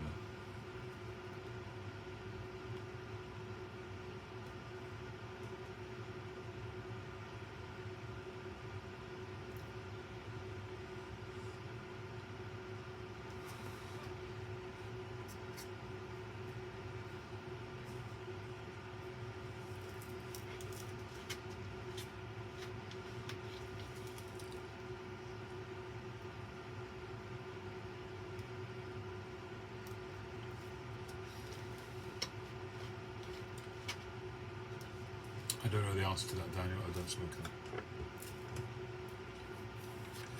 Yeah, I do like sun-grown. I think sun-grown are my favourite out of New World cigars.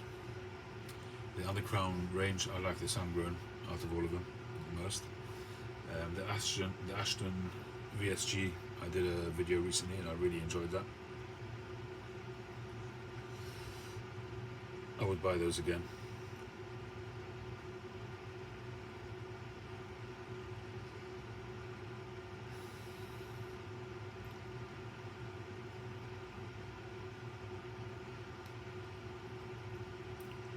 prefer sun-grown to Maduro, say.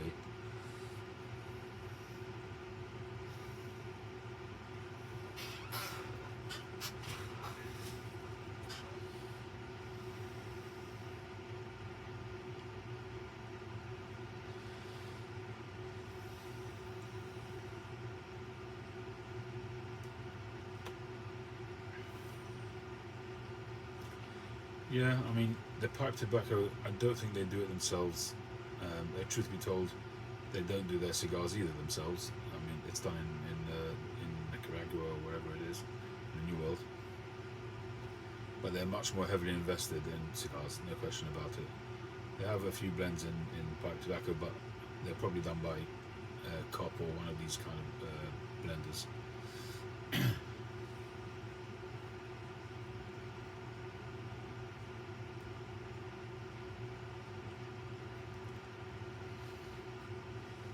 It would, but not everybody has the same pocketbooks, Daniel. Not everybody can afford a £300 or £400 pipe or cigar.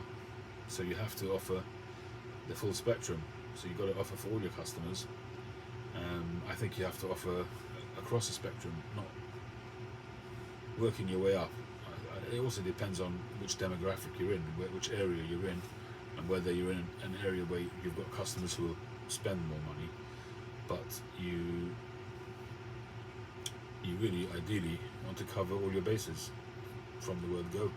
But as Doug says, make sure that you're selling good quality stuff.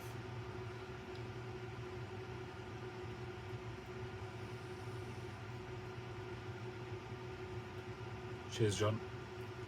Happy holidays. Enjoy yourself.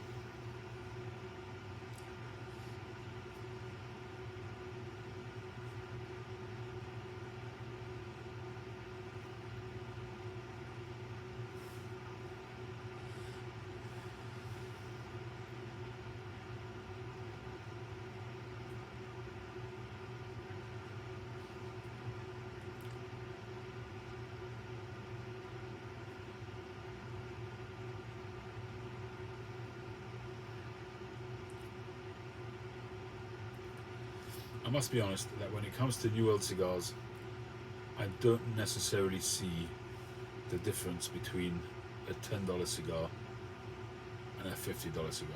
I'm not saying there isn't a difference, but in America, I think that you are spoiled for choice. Here in the UK, we get a fairly good selection of New World cigars, but the pricing is now what Cuban cigars were 5 years ago. So 5 years ago or 10 years ago, roughly when I started, maybe eight or 9 years ago, I could buy a New World cigar for under £10, a decent New World cigar. Those cigars are now £20, and the Cubans, which I could have bought then for £15 to £20, are now £40. So the pricing has gone mad, and in America you could buy some fantastic cigars for under $10. And the marketing there is obviously, I think that the premium cigars, I think the vast majority of them come in under $10. If you look at smoking pipes, any of these guys, you go and they're usually around $8 or $9, and you can buy some fantastic cigars for $8 or $9, and it's an absolute bargain. You guys have got it. You might call that expensive. It may have been $4 or $5, a few years ago.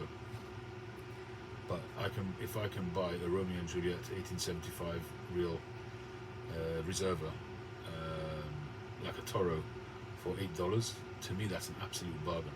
You're getting a big cigar for $8. That's, what is that? It's about £6.50, £7. Absolute bargain. A similar sized cigar here in the UK, in a Cuban, would cost you £50 or £60, or in a New World would cost you £25.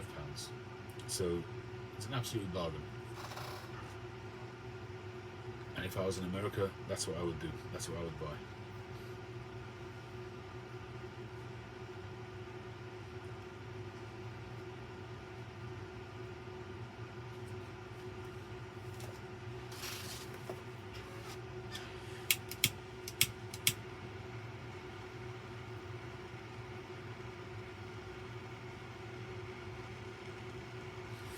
I think lighters have a certain amount of life built into them. I think we've all got a box full of lighters that don't work properly. They work, but they're frustrating. You've got to click them half a dozen times.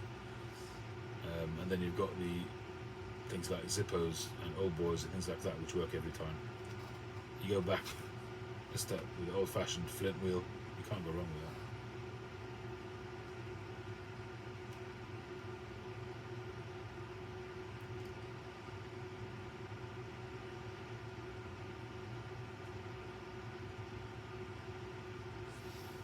You can buy a reasonable cigar, but it's anything. You're not going to find anything really for less than anything half decent for less than £15–20 in the Davidoff store. I'm trying to think if they even do New World cigars. I think they do some. JJ Fox's has a reasonable selection of New World cigars.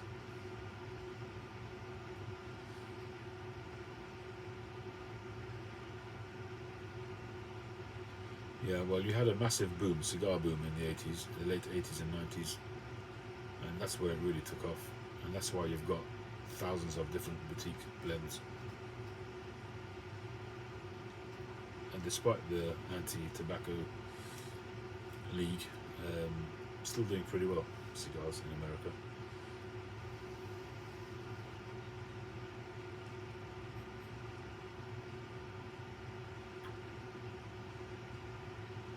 $50 grams of Golden Virginia was nearly 38, really?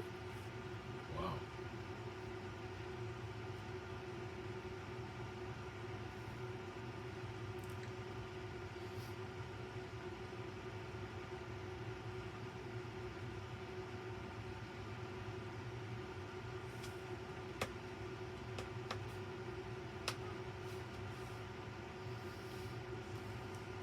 Well, I've got a bone to pick with Zippo because the butane insert that they're making now is not well designed. I mean, it may be intentional. So this is a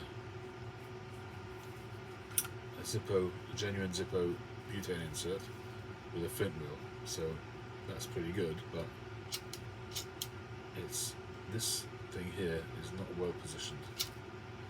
Now, it could be that it's bringing you down there so you don't burn yourself. I don't know. Maybe it's intentional, but I think this needs to be a little bit deeper, a little bit wider, this button.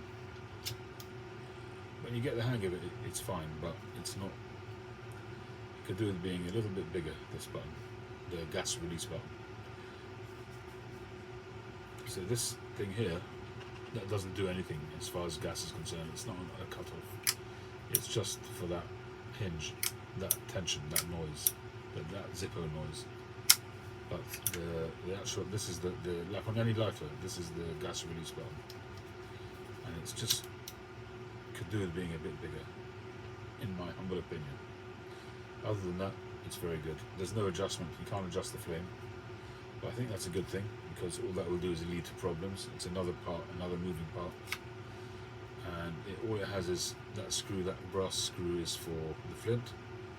And the other thing there is the filler, and that's the construction. Those screws hold it together. So other than that, it's very well made. It's solid. I'm happy with it. I just would like, that's my only gripe really, is a bigger button, a gas release button there.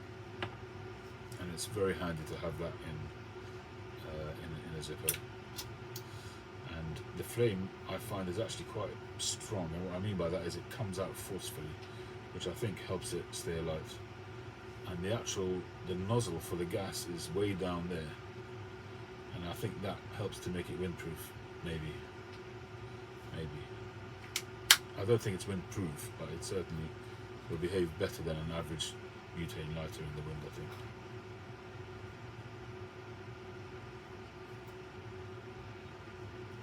Keep it simple, stupid.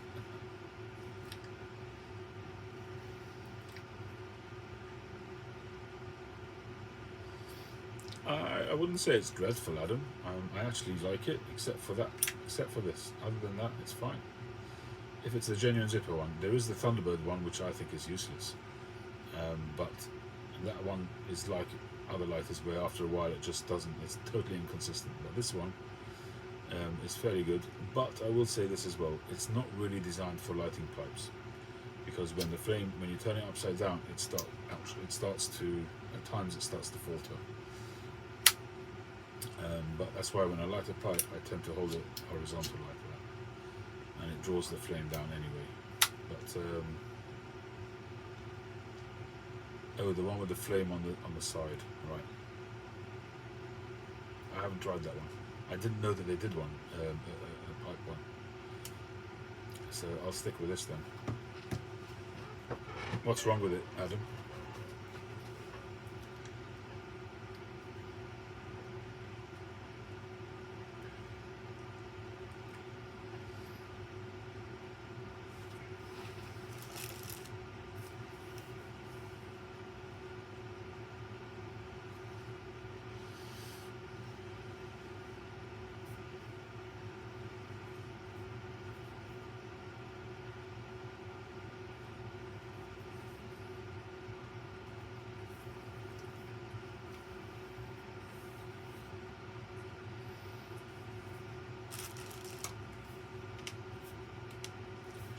Shoots into your palm. Oh dear.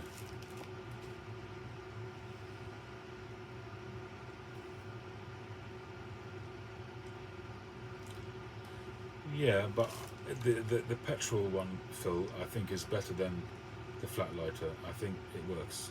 You're right, the flame always goes up, but the pipe lighter insert on the petrol one, it has a purpose. I think it does have a purpose. Because you can hold it over the bowl. You can hold it straight over the bowl, and the flame, when you draw it, will go straight down.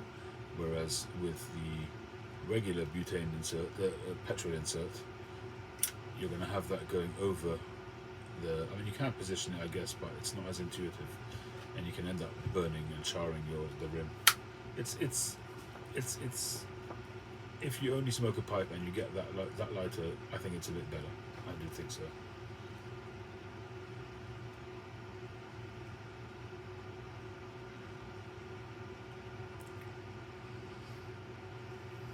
It's not usually better, but I think it is better.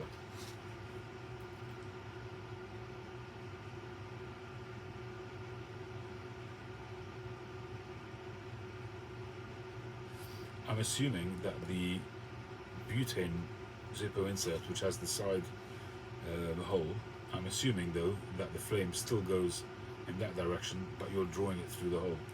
If they would have the nozzle, in other words, the gas pipe going like that and then turning so it faces downwards, that would be good. But I somehow doubt that they're doing that.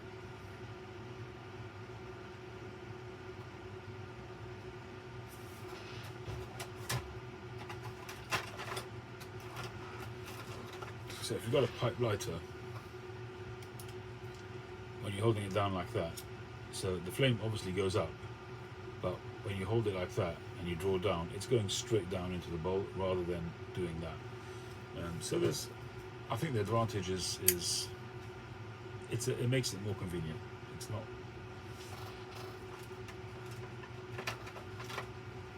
I don't know if I've got any gas on this. No. So this is a standard straight up. When you do that, the flame is going into the lid, and it's mucky. A pipe lighter is certainly, if you're smoking pipes, it's still better. A pipe lighter is better.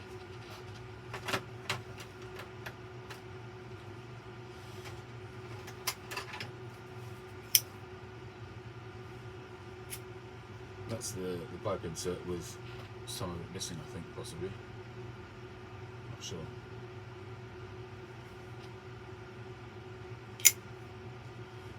That's another one that my kids bought me a while back. I don't remember which year it is, but it's a knockoff.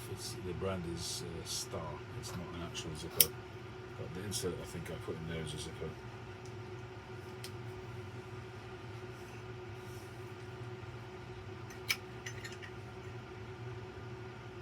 Yeah, this is a Zippo.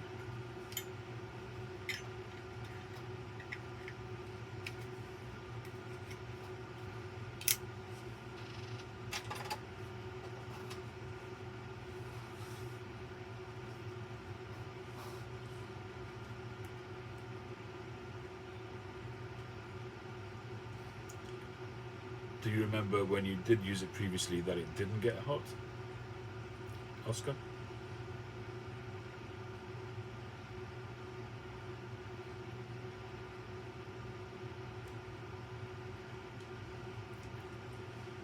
If you're indoors, the match is great.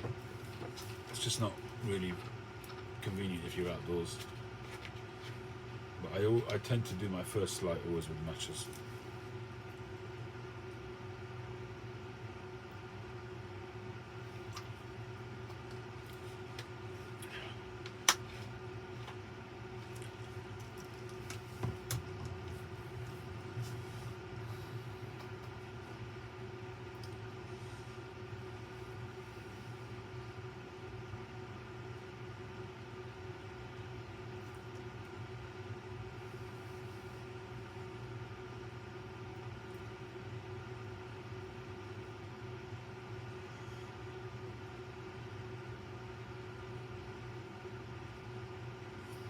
Was it a safety problem, Doug, with the Swan Vestas? Because they could be lit on any surface? Is that it?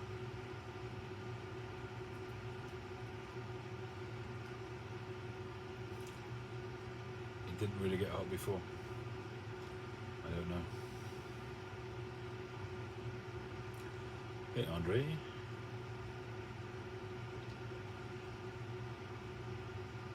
It's alright, it's still smoking well, it's tasting okay.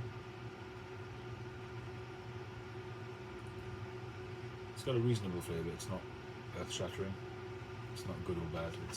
It's okay.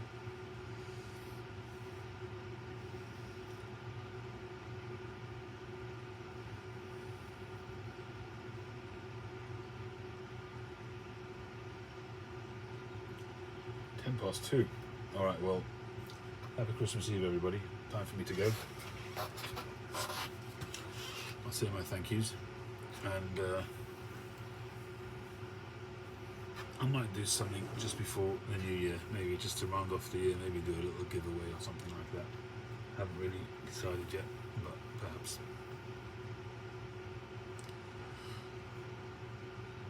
Phil is not cynical, not at all.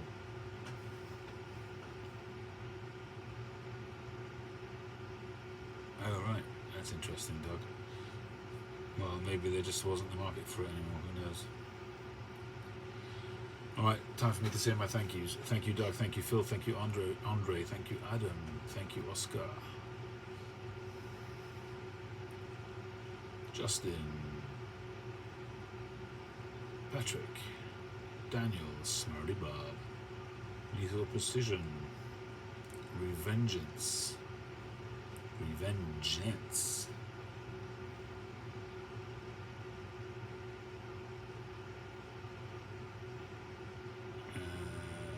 Jonathan and everybody else. John, B-Dog, thank you. Thanks very much, everybody. Have a wonderful holiday. Enjoy your break. Enjoy your smokes, enjoy your cigars, enjoy your pipes. Enjoy your chocolates, Andre. Thanks, everybody. Thank you for all your support throughout the year. But we'll get to that towards the end of the year. But catch you on the next one.